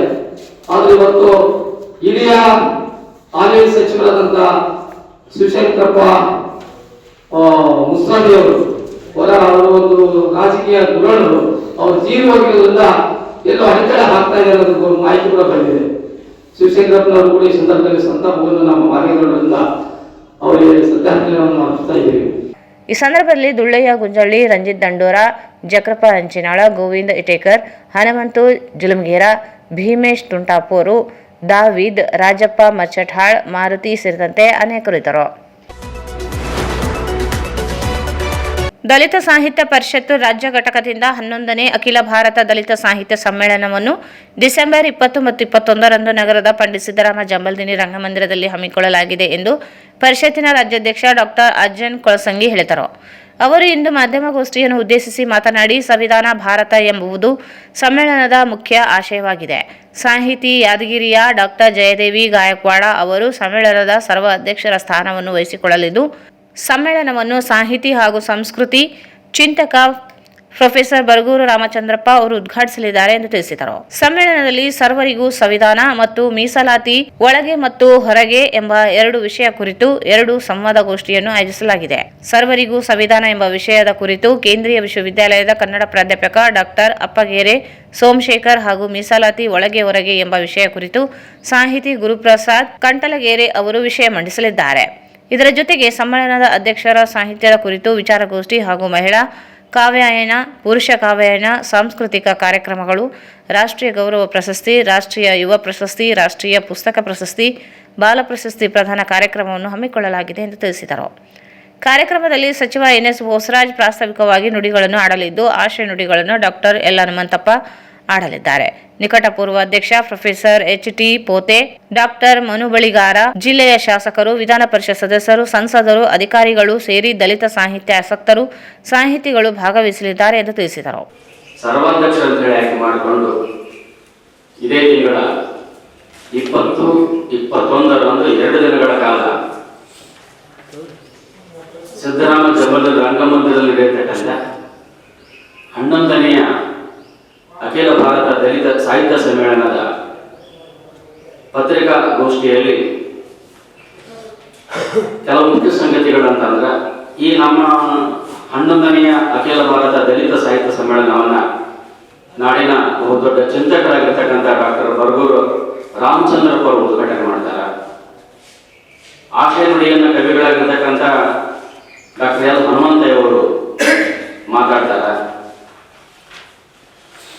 30 ವರ್ಷ ದಲಿತ ಸಾಹಿತ್ಯ ಪರಿಷತ್ ಆಗಿದ್ದರಿಂದ 30 ಪುಸ್ತಕಗಳನ್ನು ನಮ್ಮ ಕನ್ನಡ ಸಾಹಿತ್ಯ ಪರಿಷತ್ತಿನ ಮಾಜಿ ಅಧ್ಯಕ್ಷರಾಗಿರ್ತಕ್ಕಂಥ ಡಾಕ್ಟರ್ ಮನು ಬಳಿಗಾರ್ ಅವರು ಬಿಡುಗಡೆ ಮಾಡ್ತಾರೆ. ಗೌರವ ಪ್ರಶಸ್ತಿ, ಪುಸ್ತಕ ಪ್ರಶಸ್ತಿಗಳನ್ನು ಕುಮಿ ಅವರು ಪ್ರದಾನ ಮಾಡ್ತಾರೆ.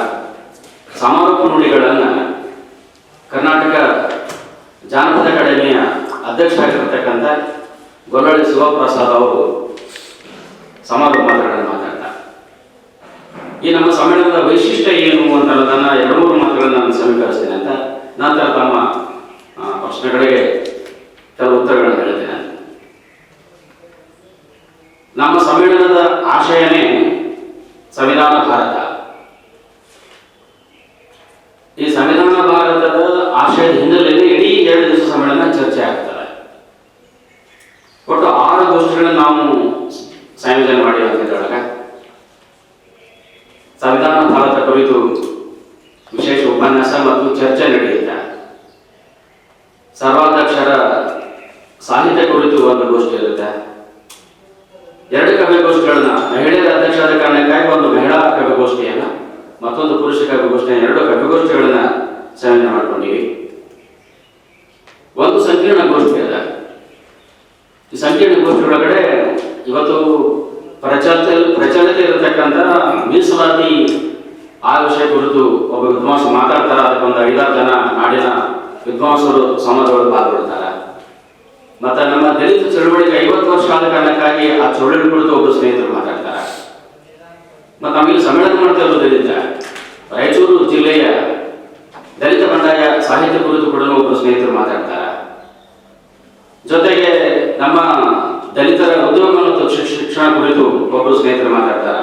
ಈ ರೀತಿ ಇದೊಂದು ಸಂಕೀರ್ಣ ಗೋಷ್ಠಿ ಈ ಸಮ್ಮೇಳನಗಳು ನಾವು ಸಂಯೋಜನೆ ಮಾಡಿರುತ್ತೆ. ಸಮ್ಮೇಳನದೊಳಗೆ ಪುಸ್ತಕ ಪ್ರದರ್ಶನ ಮತ್ತು ಮಾರಾಟ ಮಳಿಗೆಗಳ ವ್ಯವಸ್ಥೆ ಇರ್ತದೆ. ಸಾಂಸ್ಕೃತಿಕ ಕಾರ್ಯಕ್ರಮಗಳಿರ್ತಾವ. ಸಮ್ಮೇಳನದ ವಿಶೇಷತೆಯಲ್ಲಿ ಒಂದು ಮಹತ್ವದ ಏನು ಅಂತಂದ್ರೆ ಪ್ರಶಸ್ತಿ ಪ್ರದಾನ. ಬೇರೆ ಬೇರೆ ಕ್ಷೇತ್ರದಲ್ಲಿ ಸಾಧನೆ ಮಾಡಿರ್ತಕ್ಕಂಥ ಹಿರಿಯರಿಗೆ ಗೌರವ ಪ್ರಶಸ್ತಿ ಪ್ರದಾನ, ವಿವಿಧ ರಾಷ್ಟ್ರೀಯ ಪ್ರಶಸ್ತಿಗಳನ್ನ, ಅದು ಸಾವಿತ್ರಿಬಾಯಿ ಫುಲೆ ಇರಲಿ, ಅಂಬೇಡ್ಕರ್ ಇರಲಿ, ಈ ತರ ಆಮಂತ್ರಣದಲ್ಲೆಲ್ಲ ವಿವರಣೆ ಇರುವುದರಿಂದ ವಿವಿಧ ರಾಷ್ಟ್ರೀಯ ಪ್ರಶಸ್ತಿಗಳು, ಅವು ಜೀವಮಾನದ ಸಾಧನೆಗೆ ಕೊಡ್ತಕ್ಕಂಥ ಪ್ರಶಸ್ತಿಗಳು. ಈ ರಾಯಚೂರು ವಿಶೇಷ ಸಮ್ಮೇಳನಕ್ಕಾಗಿ ನಾವು ಯುವ ಪ್ರಶಸ್ತಿ ಅಂತ ಹೇಳಿ ಕೆಲವು ಯುವಕರಿಗೆ, ಅಂದ್ರೆ ಪ್ರಾತಿನಿಧ್ಯ ಇರಲಿ ಅಂತ ಹೇಳಿ ಯುವಕರನ್ನ ಆಯ್ಕೆ ಮಾಡಿಕೊಂಡು ಯುವ ಪ್ರಶಸ್ತಿ ಪ್ರದಾನ ಆಗುತ್ತೆ. ಜೊತೆಗೆ ಪುಸ್ತಕ ಪ್ರಶಸ್ತಿ ಕೇಂದ್ರ ಸಾಹಿತ್ಯ ಅಕಾಡೆಮಿ ಮತ್ತು ಕರ್ನಾಟಕ ಸಾಹಿತ್ಯ ಅಕಾಡೆಮಿಯ ಮಾದರಿ ಒಳಗಡೆ ಪುಸ್ತಕಗಳನ್ನು ತರಿಸಿಕೊಂಡು ನಾಡಿನ ಸುಮಾರು ದಲಿತ ಸಾಹಿತ್ಯದಲ್ಲಿ 13 ಪ್ರಕಾರಗಳನ್ನು ಗುರುತಿಸಿಕೊಂಡು ಪ್ರಶಸ್ತಿ ಪ್ರದಾನ ಕೊಡಲು ಇಲ್ಲಿ ಆಗುವುದು ವಿಶೇಷ. ಆಮೇಲೆ ಈ ಸಮ್ಮೇಳನ ಸ್ವಲ್ಪ ವಿಶೇಷ ಸನ್ಮಾನ ಅಂತ ಹೇಳಿ ಸಾಧಕರಿಗೆ ಸನ್ಮಾನ ನಡೀತದೆ. ಸುಮಾರು ಒಂದು 75 ಜನರಿಗೆ ರಾಜ್ಯದ 31 ಜಿಲ್ಲೆಯಿಂದ ಬೇರೆ ಬೇರೆ ಕ್ಷೇತ್ರದೊಳಗೆ ಸಾಧನೆ ಮಾಡಿರ್ತಕ್ಕಂಥ ಸಾಹಿತ್ಯ, ಕಲೆ, ಸಂಗೀತ, ಸಮಾಜ, ವೈದ್ಯಕೀಯ, ಕ್ರೀಡೆ ಇತ್ಯಾದಿ ಎಲ್ಲ ಕ್ಷೇತ್ರ. ಅದರ ಜೊತೆಗೆ 2 ವಿಶೇಷ ಸನ್ಮಾನ ಹಾಕೊಂಡಿವೆ. ಒಬ್ಬರು ಸ್ಥಳೀಯವಾಗಿ ವೈದ್ಯರನ್ನ, ಮತ್ತೆ ಇನ್ನೊಬ್ಬ ಬಾಲ ಪ್ರತಿಭೆ. ಇದು ಕೋಲಾರದ ಬಾಲ ಪ್ರತಿಭೆ ಬಹಳ ವಿಶೇಷ ಹುಡುಗ. ಆ ಹುಡುಗ 7 ವರ್ಷದೊಳಗಡೆ ಸುಮಾರು 17 ವಿಶೇಷ ವಿಶ್ವ ದಾಖಲೆಗಳನ್ನ ಮಾಡಿರ್ತಕ್ಕಂಥ ಹುಡುಗ ತಾನೀಸ್ ಅಂತ ಹೇಳಿ. ಆ ಹುಡುಗನಿಗೊಂದು ವಿಶೇಷ ಭರತನಾಟ್ಯ, ಗಾಯನ, ಕೀಬೋರ್ಡು, ವಯಲಿನು, ಈಜು, ಕರಾಟೆ. ಆ ಹುಡುಗನ ವಿಶಿಷ್ಟ ಏನು ಅಂದ್ರೆ 1 ನಿಮಿಷದೊಳಗೆ ಸುಮಾರು 48 ದೇಶಗಳ ಧ್ವಜಗಳೇನು ಮತ್ತು ಆ ದೇಶಗಳ ರಾಜಧಾನಿ ಯಾವ ಕೇಳಿದ ಪ್ರಶ್ನೆಗಳಿಗೆ ಉತ್ತರ ಹೇಳತಕ್ಕಂಥ ವಿಶಿಷ್ಟ ಪ್ರತಿಭಾವಂತ ಹುಡುಗ. ಹೀಗಾಗಿ ವಿಶ್ವ ದಾಖಲೆ ಮಾಡಿರ್ತಕ್ಕಂಥ ಹುಡುಗನಿಗೆ ಈ ಸಂದರ್ಭದಲ್ಲಿ ತಾಯರಾಜ್ ಮರ್ಚಠಾಳ್, ಹುಸೇನಪ್ಪ ಅಮರಾಪುರ್, ಶರಣಪ್ಪ ಛಲವಾದಿ, ಪಾರ್ಥ ಸಿರವಾರ, ಧರ್ಮಾವತಿ, ಎಸ್ ನಾಯಕ್, ನರಸಿಂಹಲು, ರಾಮಣ್ಣ ಹಿರೇಬೇರಿಗಿ ಸೇರಿದಂತೆ ಅನೇಕರಿದ್ದರು. ಈಗ ಜಾಹೀರಾತು. Paramount Electricals, dealers in all kinds of electrical goods fans and LED products. ಈಗ ನಿಮ್ಮ ರಾಯಚೂರು ಮಹಾನಗರ ಪಾಲಿಕೆಯಲ್ಲಿ ಮೊಟ್ಟ ಮೊದಲ ಬಾರಿಗೆ 2000 ಚದುರ ಅಡಿಯ 2 ಮಳಿಗೆಗಳುಳ್ಳ ಬೃಹದಾಕಾರದ ಪ್ಯಾರಾಮೌಂಟ್ ಎಲೆಕ್ಟ್ರಿಕಲ್ಸ್ ಶೋರೂಮ್ ತೆರೆಯಲಾಗಿದೆ. ರಾಯಚೂರು ಜಿಲ್ಲೆಯ ಜನತೆ, ಎಲೆಕ್ಟ್ರಿಷಿಯನ್ಸ್, ಎಲೆಕ್ಟ್ರಿಕಲ್ಸ್ ಇಂಜಿನಿಯರ್ಸ್ ದೂರದ ಊರುಗಳಾದ ಬೆಂಗಳೂರು, ಹೈದರಾಬಾದ್ಗಳಿಗೆ ಹೋಗದೆ ಈಗ ನಮ್ಮ ರಾಯಚೂರಿನಲ್ಲಿ ಮ್ಯಾನುಫ್ಯಾಕ್ಚರಿಂಗ್ ದರದಲ್ಲಿ ಎಲ್ಲಾ ತರಹದ ಎಲೆಕ್ಟ್ರಿಕಲ್ಸ್ ಗೂಡ್ಸ್ ಗಳು ದೊರೆಯುತ್ತವೆ. Switch, plates, wires, fans, remote fans, ಹ್ಯೂಮರ್ಸ್, ಎಲ್ಲಾ ತರಹದ ಎಲ್ಇಡಿ ಪ್ರಾಡಕ್ಟ್ಗಳು ನಮ್ಮ ಒಂದೇ ಮಳಿಗೆಯಾದ ಪ್ಯಾರಾಮೌಂಟ್ ಎಲೆಕ್ಟ್ರಿಕಲ್ಸ್ ನಲ್ಲಿ ಮ್ಯಾನುಫ್ಯಾಕ್ಚರಿಂಗ್ ದರದಲ್ಲಿ ದೊರೆಯುತ್ತವೆ. ನಮ್ಮಲ್ಲಿ ಎಲ್ಲಾ ತರಹದ ಕಂಪನಿಗಳಾದ GM, ಗೋಲ್ಡ್ ಮೆಡಲ್, ಐಫಾ, ಹೆವೆಲ್ಸ್, ಆಂಕರ್, ಲೀಶಾ, ಫಿನೋಲೆಕ್, ವಿಗಾರ್ಡ್, ವಿಪ್ರೋ, ಹೆಲಿಕ್ಯಾಬ್, K9, ವಿವಾನ್ ಇನ್ನು ಅನೇಕ ಕಂಪನಿಗಳ ಎಲೆಕ್ಟ್ರಿಕಲ್ಸ್ ಐಟಂಗಳು ಸಿಗುತ್ತವೆ.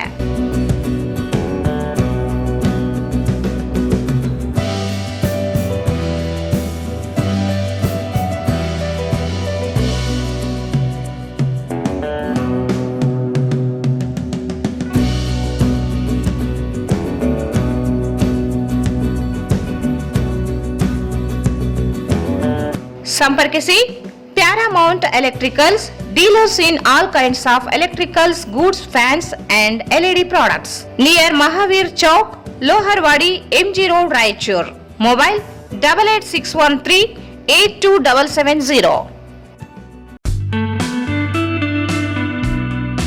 Raichur's biggest jewel palace. All types of jewelries available in only KTB Jewel Palace. 916 Allmark Gold Jewelries available. ವಿಶೇಷವಾಗಿ ಬಂಗಾರದ ಆಭರಣಗಳಾದ ನಮ್ಮಲ್ಲಿ ಫ್ಯಾನ್ಸಿ ಇಯರಿಂಗ್ಸ್, ಫ್ಯಾನ್ಸಿ ನೆಕ್ಲೆಸ್, ಮಾಂಗಲ್ಯ ಮತ್ತು ಬಳೆಗಳು ಇನ್ನೂ ಅನೇಕ ತರಹದ ಆಭರಣಗಳು ದೊರೆಯುತ್ತವೆ. ಬೆಳ್ಳಿಯ ಆಭರಣಗಳಾದ ಕಾಲುಂಗುರ, ಕಾಲುಗೆಜೆ, ಬೆಳ್ಳಿಯ ಪೂಜಾ ಐಟಮ್ಸ್, ವಿವಿಧ ರೀತಿಯ ಆರ್ಟಿಕಲ್ಸ್ ದೊರೆಯುತ್ತವೆ. ರಾಯಚೂರಿನಲ್ಲಿ ಮೊಟ್ಟ ಮೊದಲ ಬಾರಿಗೆ ಯುವಕರಿಗಾಗಿಯೇ ಬ್ರಾಸ್ಲೆಟ್ಸ್, ಚೈನ್ಸ್, ಉಂಗುರಗಳು ಇನ್ನೂ ಅನೇಕ ರೀತಿಯ ಡಿಸೈನ್ಸ್ ಆಭರಣಗಳು ದೊರೆಯುತ್ತವೆ.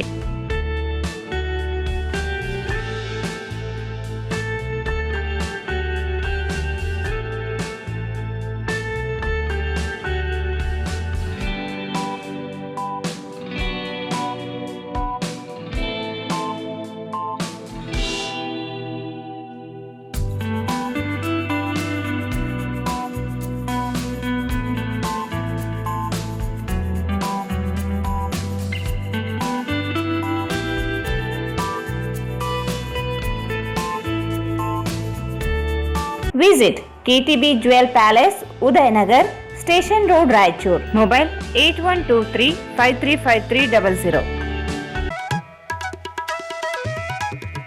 ಶ್ರೀ ರಾಘವೇಂದ್ರ ತುಪ್ಪ, ಶ್ರೀ ರಾಘವೇಂದ್ರ ಘೀ, ಶ್ರೀ ರಾಘವೇಂದ್ರ ತುಪ್ಪ, ಶ್ರೀ ರಾಘವೇಂದ್ರ ಘೀ. ಭಾರತ್ ಫರ್ನಿಚರ್ಸ್ ರಾಯಚೂರಿನಲ್ಲಿ ಮೊಟ್ಟ ಮೊದಲ ಬಾರಿಗೆ 3 ಮಳಿಗೆ ಒಳಗೊಂಡ ಬೃಹತ್ ಆಕಾರದ furniture showroom. We have a office house, old and all types of furnitures. Dealers in wooden cot, dining table, sofa set, dressing table, computer table, tea tables, office chairs, steel almirah, wardrobe, TV stands, glassware items, sleepwell products, Dandro cello chairs, Supreme sofa set, Doco set furnitures, Sri Steel Furnitures.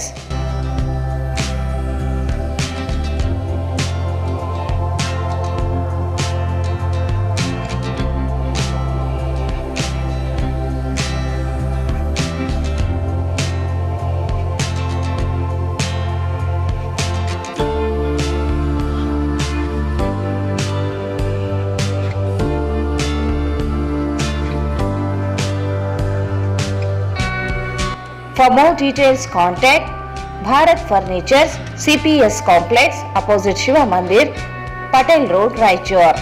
Mobile 9880024095. ಮತ್ತೊಮ್ಮೆ ವಾರ್ತೆಗಳಿಗೆ ಸ್ವಾಗತ. ನಗರದ ward number 33ರ ಯರ್ಮರಸ್ನಲ್ಲಿ ಕಸಾಯಿ ಖಾನೆ ನಿರ್ಮಾಣ ಮಾಡಲು ನಡೆದಿದ್ದ ಕಾಮಗಾರಿಯನ್ನು DC ಅವರು ಮೌಖಿಕ ಆದೇಶದ ಅನ್ವಯ ಸ್ಥಗಿತಗೊಳಿಸಿದ್ದು, ಕಸಾಯಿ ಖಾನೆ ನಿರ್ಮಾಣಕ್ಕೆ ವಿರೋಧ ವ್ಯಕ್ತಪಡಿಸಿದ ವಾರ್ಡ್ನ ಜನರಿಗೆ ನಿಟ್ಟುಸಿರು ಬಿಡುವಂತಾಗಿದೆ. ನಗರದ ಅಶೋಕ್ ಡಿಪೋ ಹತ್ತಿರವಿದ್ದ ಕಸಾಯಿ ಖಾನೆಯನ್ನು ಯರಮರಸ್ನ ವಾರ್ಡ್ ನಂಬರ್ 33ರಲ್ಲಿ ನಿರ್ಮಾಣ ಮಾಡಲು ತೀರ್ಮಾನಿಸಿ ಕಾಮಗಾರಿಯನ್ನು ಆರಂಭಿಸಲಾಗಿತ್ತು. ಕಸಾಯಿ ಖಾನೆಯಿಂದ ಸುತ್ತಮುತ್ತಲೂ ವಾಸಿಸುವ ಜನರಿಗೆ ಇದರಿಂದ ತೊಂದರೆ ಉಂಟಾಗುತ್ತದೆ. ದುರ್ವಾಸನೆಯಿಂದ ಸಾರ್ವಜನಿಕರು ಜೀವನ ನಡೆಸಲು ಕಷ್ಟವಾಗುತ್ತದೆ ಎಂದು ಕಸಾಯಿಖಾನೆಗೆ ಸರ್ಕಾರ ನೀಡಿದ ಅನುಮತಿಗೆ ಸ್ಥಳೀಯರು ಆಕ್ಷೇಪಿಸಿ ಆಕ್ರೋಶ ವ್ಯಕ್ತಪಡಿಸಿದರು. ಇದರ ಕುರಿತು ಸಹಾಯಕ ಆಯುಕ್ತರನ್ನು ಭೇಟಿ ಮಾಡಿ ಈ ಪ್ರದೇಶದಲ್ಲಿ ಕಸಾಯಿಖಾನೆ ಸ್ಥಾಪನೆ ಮಾಡುತ್ತಿರುವುದನ್ನು ತಕ್ಷಣ ನಿಲ್ಲಿಸಬೇಕೆಂದು ಆಗ್ರಹಿಸಿದರು. ಮೊರಾರ್ಜಿ, ಎಪಿಜೆ ಅಬ್ದುಲ್ ಕಲಾಂ ವಸತಿ ಶಾಲೆ, ಅನೇಕ ದೇವಾಲಯಗಳು, ಸಾವಿರಾರು ಜನ ವಾಸ, ಲಕ್ಷಾಂತರ ಮನೆ ಕಟ್ಟಿಕೊಂಡಿದ್ದಲ್ಲದೆ ಸಮೀಪದಲ್ಲೇ ಸುಂದರ ನೈಸರ್ಗಿಕ ಕೆರೆ ಮತ್ತು ನ್ಯಾಯಾಧೀಶರ ಬಡಾವಣೆ ಇದ್ದು ಸುಮಾರು 250 ಎಕರೆ ವಿಸ್ತೀರ್ಣದ ಕೆಐಎಡಿಬಿ ಬಡಾವಣೆ ಇರುವ ಉತ್ತಮ ವಾತಾವರಣದ ವಸತಿ ನಿಲಯವಿದ್ದು ಈ ರೀತಿಯ ಸ್ಥಳದಲ್ಲಿ ಕಸಾಯಿಖಾನೆ ಸ್ಥಾಪನೆ ಮಾಡಿದರೆ ಇಲ್ಲಿ ವಾಸಿಸುವ ಕುಟುಂಬಗಳಿಗೆ ಧಕ್ಕೆ ಆಗಲಿದೆ ಎಂಬುದಕ್ಕೆ ಅಲ್ಲಿನ ಸ್ಥಳೀಯರ ಅಭಿಪ್ರಾಯವಾಗಿತ್ತು. ಇದಕ್ಕೂ ಮೊದಲು ಆಶಾಪುರ ರಸ್ತೆ, ಮಲಿಯಾಬಾದ್ ಗ್ರಾಮ, ಎಕ್ಲಾಸ್ಪುರ ಹತ್ತಿರ ಗುದ್ದಲಿ ಪೂಜೆ ಮಾಡಿ ಕೆಲಸ ಆರಂಭಿಸುವ ಪ್ರಯತ್ನ ನಡೆದರೂ ಸಾರ್ವಜನಿಕರ ವಿರೋಧದಿಂದ ಅದನ್ನು ನಿಲ್ಲಿಸಬೇಕಾಯಿತು. ಈಗ ಯರಮರಸ್ ನಿವಾಸಿಗಳ ಆಕ್ಷೇಪಣೆ ಹಿನ್ನೆಲೆಯಲ್ಲಿ ಅಲ್ಲಿನ ಕಸಾಯಿಖಾನೆ ನಿರ್ಮಾಣ ಕಾಮಗಾರಿಯನ್ನು ಡಿಸಿಯವರ ಮೌಖಿಕ ಆದೇಶದ ಮೇರೆಗೆ ಸ್ಥಗಿತಗೊಳಿಸಲಾಗಿದ್ದು, ಆದರೆ ಅದನ್ನು ಮತ್ತೆಲ್ಲಿ ಸ್ಥಳಾಂತರಿಸಿದ್ದಾರೆ ಎಂಬುದು ಇನ್ನೂ ತಿಳಿದಿಲ್ಲ. ಒಟ್ಟಾರೆಯಾಗಿ ಕಸಾಯಿಖಾನೆ ಖ್ಯಾತಿ ನಗರದಲ್ಲಿ ಸಾಕಷ್ಟು ಸದ್ದು ಮಾಡುತ್ತಿದ್ದು, ಜನರ ಆಕ್ಷೇಪಣೆ ನಡುವೆ ಜಿಲ್ಲಾಡಳಿತ ಮತ್ತು ಮಹಾನಗರ ಪಾಲಿಕೆಗೆ ದೊಡ್ಡ ತಲೆನೋವಾಗಿದ್ದು, ಮುಂದೆ ಎಲ್ಲಿ ಕಸಾಯಿಖಾನೆ ನಿರ್ಮಾಣ ಮಾಡಲು ಜಿಲ್ಲಾಡಳಿತ ನಿರ್ಧರಿಸಿದೆ ಮತ್ತು ಆದೇಶಿಸುತ್ತದೆ ಎಂಬುದರ ಮೇಲೆ ಎಲ್ಲರ ಚಿತ್ತವಿದೆ. ಕನ್ನಡ ಸಾಹಿತ್ಯ ಮನುಷ್ಯನ ಭಾವಗಳನ್ನು ಪರಿಪಕ್ವಗೊಳಿಸುವ ಔಷಧಿ ಇದ್ದಂತೆ. ಸಾಹಿತ್ಯ ತನ್ನ ತೆಕ್ಕೆಯಲ್ಲಿ ಅಳವಡಿಸಿಕೊಳ್ಳದ ವಿಷಯಗಳೇ ಇಲ್ಲ. ಅಂತಹ ಸಾಹಿತ್ಯಕ್ಕೆ ಯುವ ಹಾಗೂ ಹಿರಿಯ ಕವಿಗಳ ಸಾಹಿತ್ಯಗಳ ಕೊಡುಗೆ ಅಪಾರವಾದುದು ಎಂದು ರಾಜ್ಯೋತ್ಸವ ಪ್ರಶಸ್ತಿ ಪುರಸ್ಕೃತೆ ಹಾಗೂ ದಾಸ ಸಾಹಿತಿ ಡಾಕ್ಟರ್ ಜಯಲಕ್ಷ್ಮಿ ಮಂಗಳಮೂರ್ತಿ ಹೇಳಿದರು. ಅವರು ಇಂದು ನಗರದ ಕನ್ನಡ ಭವನದಲ್ಲಿ ಸಿದ್ದೇಶ್ವರ ಸಾಹಿತ್ಯ ವೇದಿಕೆಯಿಂದ ಹಮ್ಮಿಕೊಂಡಿದ್ದ ಗಿರಿಜಾ ಮಾಲಿಪಾಟೀಲ್ ಅವರ ಮತಿದರ್ಪಣ ವಿಮರ್ಶೆ ಸಂಕಲನ ಲೋಕಾರ್ಪಣಾ ಕಾರ್ಯಕ್ರಮವನ್ನು ಉದ್ಘಾಟಿಸಿ ಮಾತನಾಡಿದರು. ಗ್ರಂಥಗಳು ಶಾಶ್ವತವಾದ, ಸನಾತನವಾದ, ಆಶನೀಯವಾದ, ಪ್ರಕಾಶಮಾನವಾಗಿ ಬೆಳಗುತ್ತಿರುವ ದಿವ್ಯ ಜ್ಯೋತಿಯಾಗಿದ್ದು, ಭಾರತೀಯ ಸಂಸ್ಕೃತಿಯನ್ನು ಅನಂತದವರೆಗೂ ಬೆಳಗುತ್ತಿರುತ್ತವೆ. ಅಂತಹ ದಿವ್ಯ ಬೆಳಕನ್ನು ಸಾಹಿತ್ಯ ತನ್ನ ಒಡಲಿನಲ್ಲಿ ಇಟ್ಟುಕೊಂಡಿದೆ ಎಂದರು. ವ್ಯಕ್ತಿತ್ವ, ಸಮಾಜದ ಹಿತ ಮತ್ತು ರಾಷ್ಟ್ರ ಹಿತವನ್ನು ಹಾಗೂ ಜಾಗೃತಿಯನ್ನು, ಪ್ರಜ್ಞೆಯನ್ನು ಮೂಡಿಸುವುದೇ ಸಾಹಿತ್ಯ. ಈ ಸಾಹಿತ್ಯಿಕ ಪರಿಭಾಷೆ ಪ್ರಸ್ತುತ ಬಹಳ ವಿಸ್ತಾರವಾಗಿದೆ. ಸಾಹಿತ್ಯ ಹೃದಯದ ಬಡಿತವಾಗಬೇಕು, ಉಸಿರಾಗಬೇಕು ಎಂದು ಕರೆ ನೀಡಿದರು.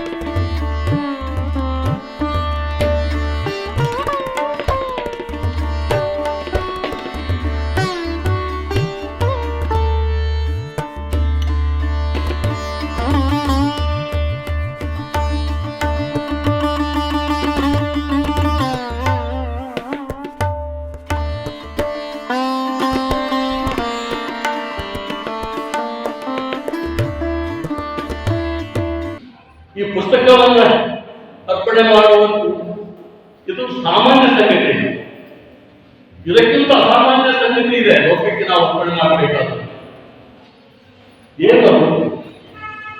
ಲೋಕಕ್ಕೆ ನಮ್ಮ ಸೇವೆಯ ಅರ್ಪಣೆ ಆಗಬೇಕು, ಲೋಕಕ್ಕೆ ನಮ್ಮ ತಿಳಿವಿನ ಸಮರ್ಪಣೆ ಆಗಬೇಕು, ಲೋಕಕ್ಕೆ ನಮ್ಮ ಪ್ರೀತಿಯ ಸಮರ್ಪಣೆ ಆಗಬೇಕು, ಲೋಕಕ್ಕೆ ನಮ್ಮ ಸಂತೃಪ್ತಿಯ ಸಮರ್ಪಣೆ ಆಗಬೇಕು, ಲೋಕಕ್ಕೆ ನಮ್ಮ ಅರಿವಿನ ಸಮರ್ಪಣೆ ಆಗಬೇಕು.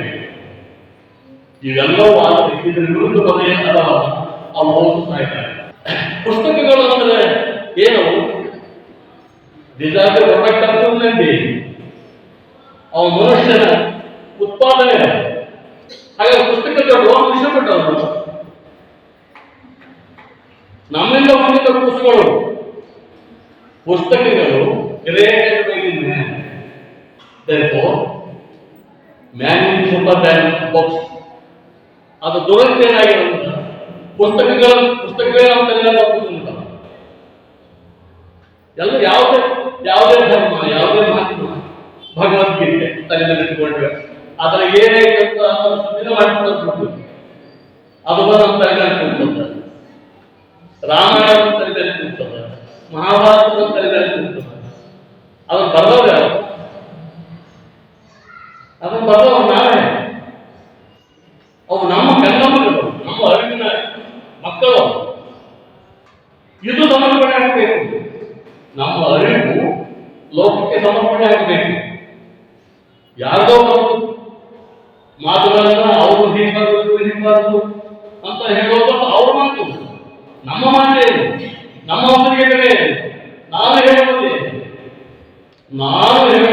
ಹೇಳಿದಾಗ, ನಾನು ಹೇಳುವುದನ್ನು ಲೋಕಕ್ಕೆ ಸಮರ್ಪಣೆ ಮಾಡಿದಾಗ ನನ್ನ ತನವನ್ನು, ನನ್ನ ಅರಿವನ್ನು, ನಾನು ಕಲಿತ ಅರಿವನ್ನು, ನಾನು ಬದುಕಿದ ಅರಿವನ್ನು, ನಾನು ಬದುಕಿದವರು ಅನ್ನೋದೇನಲ್ಲ, ಅದು ನನ್ನ ಅಸ್ಮಿತೆ, ನನ್ನ ಸಂಪಾದನೆ.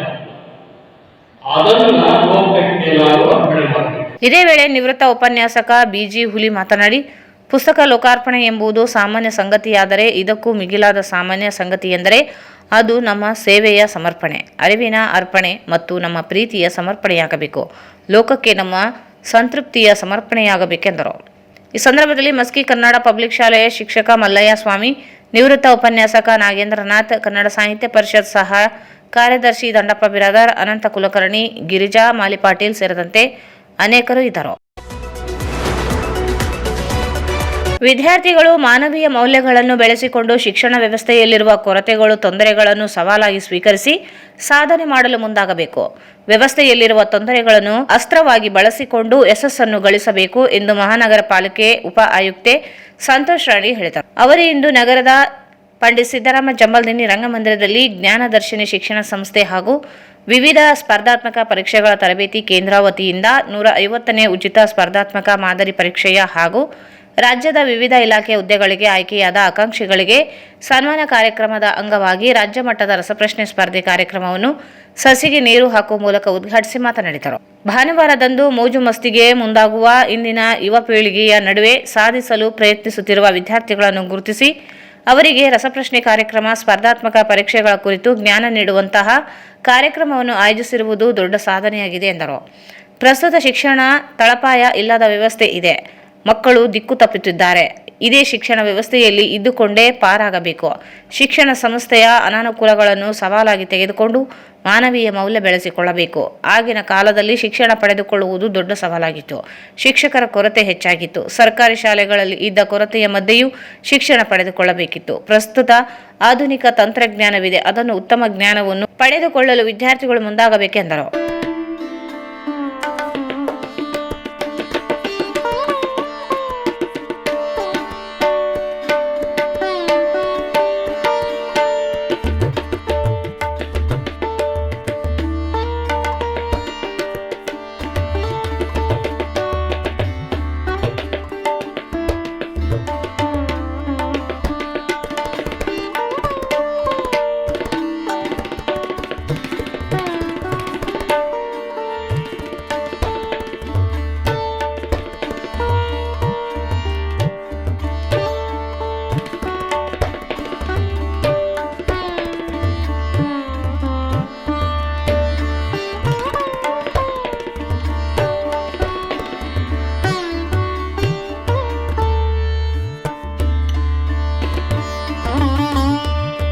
ಆಯೋಜಕರಿಗೆ ತುಂಬಾ ಧನ್ಯವಾದ ಹೇಳ್ತೇನೆ.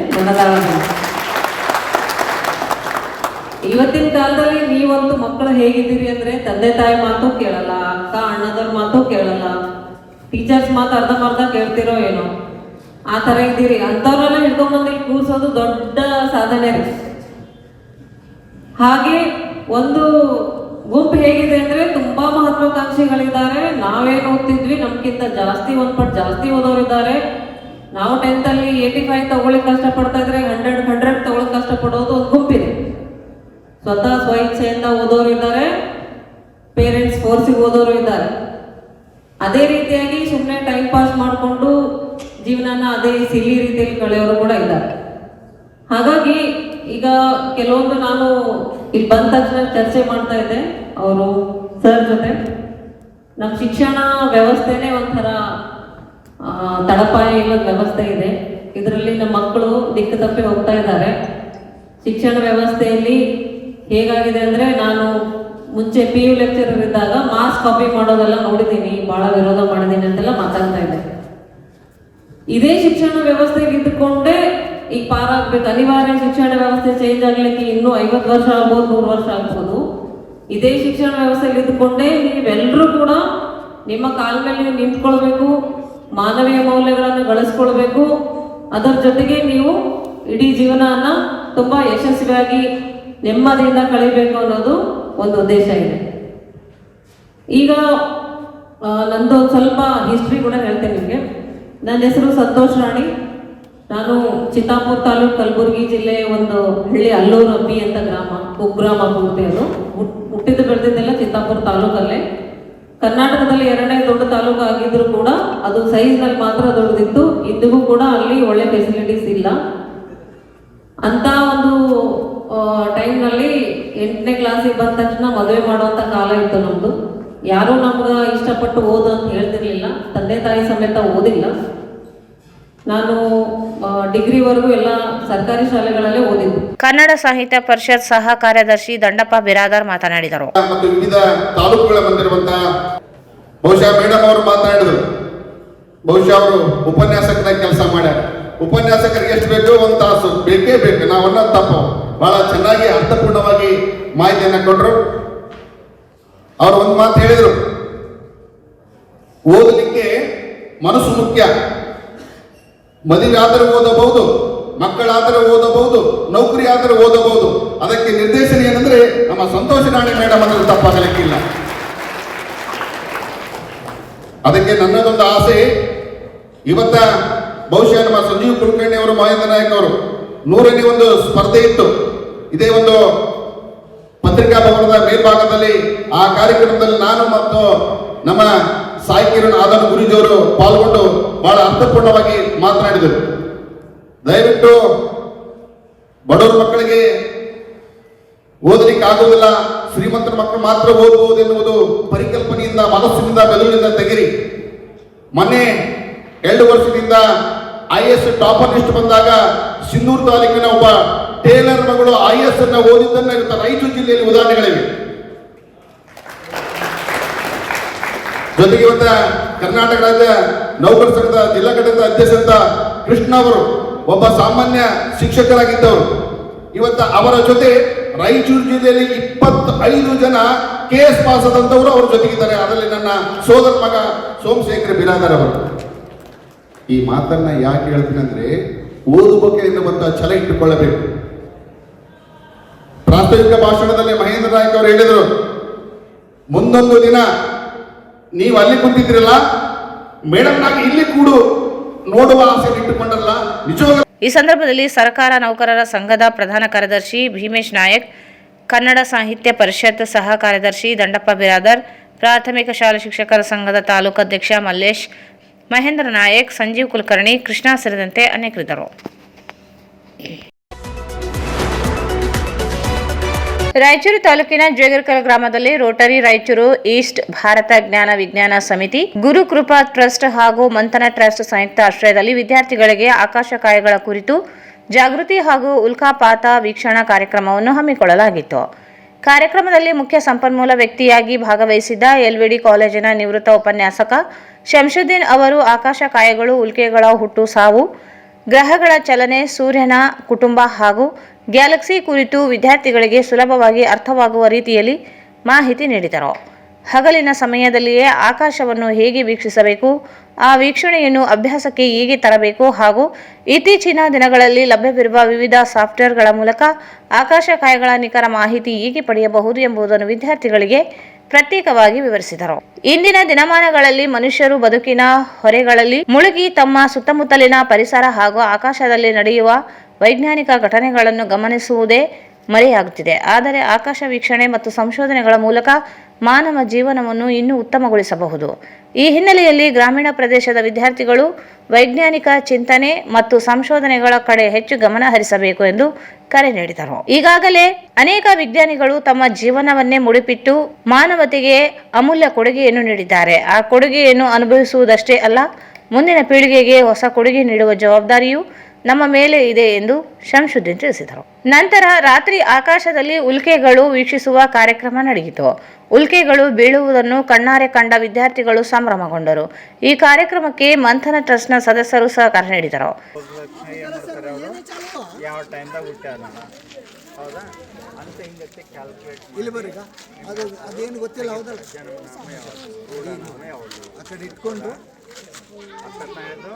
ಹೊಡಿಬೇಕು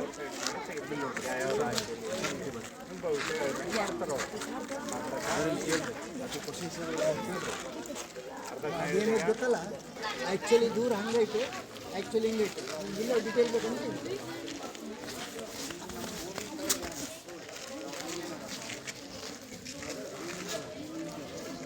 ಏನಂದ್ರೆ ಮಗ ಅವ್ರು ಯಾರು ಗೊತ್ತಿಲ್ಲ, ಹೌದಲ್ಲ? ಅದೇ ದಿಕ್ಕಿನಲ್ಲಿ ಮಾಡಿದಾಗ ಕಾಣಿಸ್ತಾರೆ. ದಿಕ್ಕಿಂತ ದೊಡ್ಡವರಿದ್ದವ್ರು ಇವರು ಸಚಿತ್ವಾನ್ ಅಂತ ಬರ್ತದೆ. ಹೌದಾ? ರಾಶಿ ಧನುಷ್ಯ ಅಂತ ಕರಿತೀವಲ್ಲ, ಧನುಷ್ಯ ರಾಶಿ ಬೇಟೆಗಾರ. ಹೌದಾ? ಅದು ಧನುಷ್ಯ ರಾಶಿ. ಅದೇ ದಿಕ್ಕಿನಲ್ಲಿ ಇಲ್ಲೊಂದು ಬ್ರೈಟ್ ಅದ ನಕ್ಷತ್ರ. ಹೌದಾ? ಇದು ಏನು ಇಲ್ಲಿ ಓಹ ಅಂತ ಕೇಳ್ತಾರೆ. ಇದು ನಕ್ಷತ್ರ ಪುಂಜ. ಹೌದಾ? ಇದು ಕರ್ಕ ರಾಶಿ.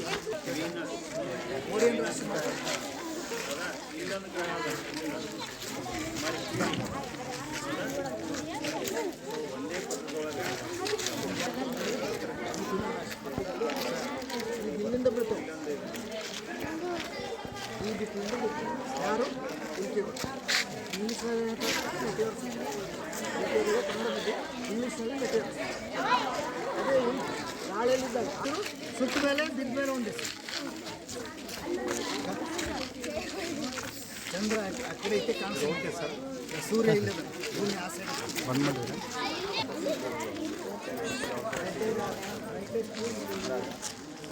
ಟೆಕ್ನಾಲಜಿನ ಹೇಗೆ ಬಳಸ್ಕೊಂಡು ನಕ್ಷತ್ರ ಯಾವ ರಾಶಿಯಲ್ಲಿ 12 ರಾಶಿ ರಾತ್ರಿಯೇ ಬರುತ್ತೆ. ರಾತ್ರಿ ಮೊಬೈಲ್ನಲ್ಲಿ ಸ್ಕೈ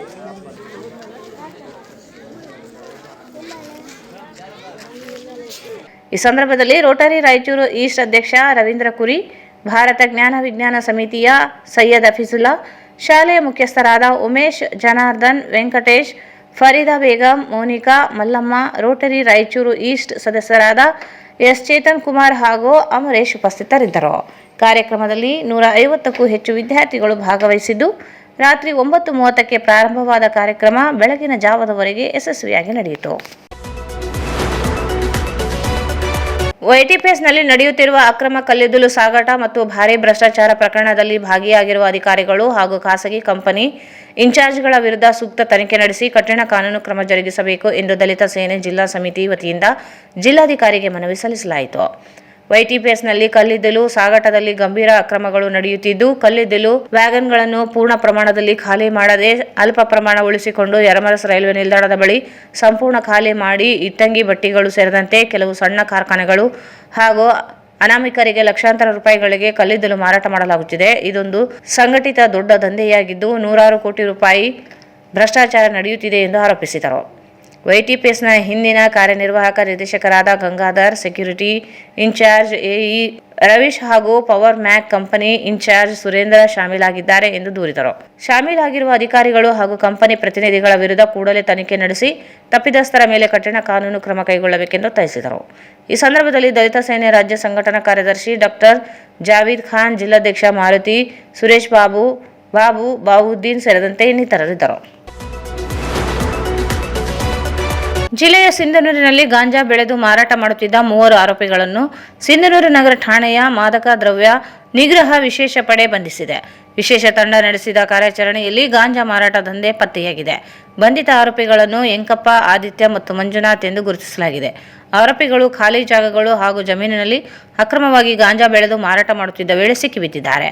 ಆರೋಪಿಗಳಿಂದ ಸುಮಾರು 50,000 ರೂಪಾಯಿ ಮೌಲ್ಯದ 627 ಗ್ರಾಂ ಗಾಂಜಾ ಹಾಗೂ 1 ಬೈಕ್ ಅನ್ನು ಪೊಲೀಸರು ಜಪ್ತಿ ಮಾಡಿದ್ದಾರೆ. ಈ ಸಂಬಂಧ ಸಿಂಧನೂರು ನಗರ ಪೊಲೀಸ್ ಠಾಣೆಯಲ್ಲಿ ಪ್ರಕರಣ ದಾಖಲಾಗಿದೆ. ಸಿಂಧನೂರಿನಲ್ಲಿ ಗಾಂಜಾ ಸೇವನೆ ಹಾಗೂ ಮಾರಾಟ ಪ್ರಕರಣಗಳು ಹೆಚ್ಚುತ್ತಿರುವ ಹಿನ್ನೆಲೆ ಮಾದಕ ದ್ರವ್ಯ ನಿಗ್ರಹ ವಿಶೇಷ ಪಡೆಯನ್ನು ರಚಿಸಲಾಗಿದ್ದು, ಈ ತಂಡದ ಕಾರ್ಯಾಚರಣೆಯಲ್ಲಿ ಕಳೆದ 1 ತಿಂಗಳ ಅವಧಿಯಲ್ಲಿ ಸಿಂಧನೂರು ನಗರ ಪೊಲೀಸ್ ಠಾಣೆಯಲ್ಲಿ ಒಟ್ಟು 12 ಪ್ರಕರಣಗಳು ದಾಖಲಾಗಿವೆ. ಈ ಪ್ರಕರಣಗಳಲ್ಲಿ 20ಕ್ಕೂ ಹೆಚ್ಚು ಆರೋಪಿಗಳನ್ನು ಬಂಧಿಸಲಾಗಿದೆ. ಕೊನೆಯಲ್ಲಿ ಮತ್ತೊಂದು ಮುಖ್ಯಾಂಶಗಳು. ಡಿಸೆಂಬರ್ 20ರಂದು ಜೋಡು ವೀರಾಂಜನೇಯ ದೇವಸ್ಥಾನದಲ್ಲಿ ಬನ್ನಂಜೆ 90 ವಿಶ್ವ ನಮನ ಉಪನ್ಯಾಸ, ಸಂಗೀತ, ಪುಸ್ತಕ ಲೋಕಾರ್ಪಣೆ ತ್ರಿವಿಕ್ರಮ್ ಜೋಶಿ.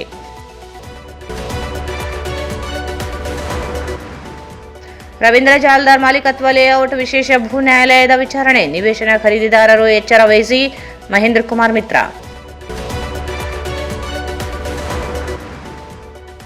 ಡಿಸೆಂಬರ್ 17ರಂದು ಒಳ ಮೀಸಲಾತಿ ಜಾರಿಗೆ ಆಗ್ರಹಿಸಿ ಮಾದಿಗ ದಂಡೋರ ಸಮಿತಿಯಿಂದ ಬೆಳಗಾವಿ ಚಲೋ ನರಸಪ್ಪ ದಂಡೋರ. ಡಿಸೆಂಬರ್ 20 ಮತ್ತು 21ರಂದು ಅಖಿಲ ಭಾರತ ದಲಿತ ಸಾಹಿತ್ಯ ಪರಿಷತ್ 11ನೇ ಸಮ್ಮೇಳನ, ಡಾಕ್ಟರ್ ಅರ್ಜುನ ಗೋಳಸಂಗಿ.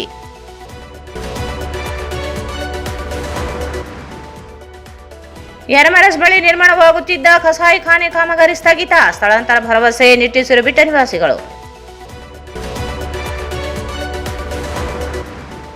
ಮತೀಯ ದರ್ಪಣ ಪುಸ್ತಕ ಲೋಕಾರ್ಪಣೆ, ಮನುಷ್ಯನ ಭಾವಗಳನ್ನು ಪರಿಪಕ್ವಗೊಳಿಸುವ ಔಷಧಿಯೇ ಕನ್ನಡ ಸಾಹಿತ್ಯ, ಜಯಲಕ್ಷ್ಮಿ ಮಂಗಳಮೂರ್ತಿ. ರಾಜ್ಯ ಮಟ್ಟದ ರಸಪ್ರಶ್ನೆ ಕಾರ್ಯಕ್ರಮ, ಕೊರತೆ ತೊಂದರೆ ಮೀರಿ ಶಿಕ್ಷಣ ಸಾಧಿಸುವ ಛಲ ಬೇಕು, ಸಂತೋಷ್ ರಾಣಿ.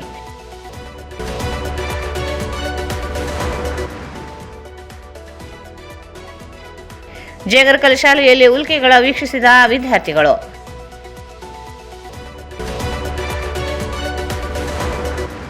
ಅಕ್ರಮ ಕಲ್ಲಿದ್ದಲು ಸಾಗಾಟ ಪ್ರಕರಣ, ಅಧಿಕಾರಿಗಳ ವಿರುದ್ಧ ತನಿಖೆಗೆ ಆಗ್ರಹ.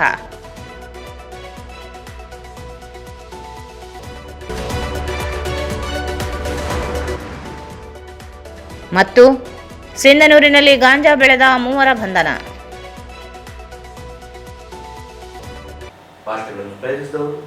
ಸಂಪರ್ಕಿಸಿ Paramount Electricals, dealers in all kinds of electricals, goods, fans and LED products. Near Mahavir Chowk, Loharwadi, MG Road, Raichur. Raichur's biggest jewel palace. All types of jewelries available in only KTB Jewel Palace. Visit KTB Jewel Palace, Udayanagar, Station Road, Raichur. Sri Raghavendra Tuppa, Shri Raghavendra ghee. Bharat furnitures ರಾಯಚೂರಿನಲ್ಲಿ ಮೊಟ್ಟ ಮೊದಲ ಬಾರಿಗೆ 3 ಮಳಿಗೆ ಒಳಗೊಂಡ ಬೃಹತ್ ಆಕಾರದ furniture showroom, CPS complex, opposite Shiva Mandir, Patel road, Raichur. ಇಲ್ಲಿಗೆ ವಾರ್ತೆ ಮುಕ್ತಾಯಿತು. ಮುಂದಿನ ವಾರ್ತೆ ಮತ್ತೆ ಭೇಟಿಯಾಗೋಣ. ವಂದನೆಗಳು.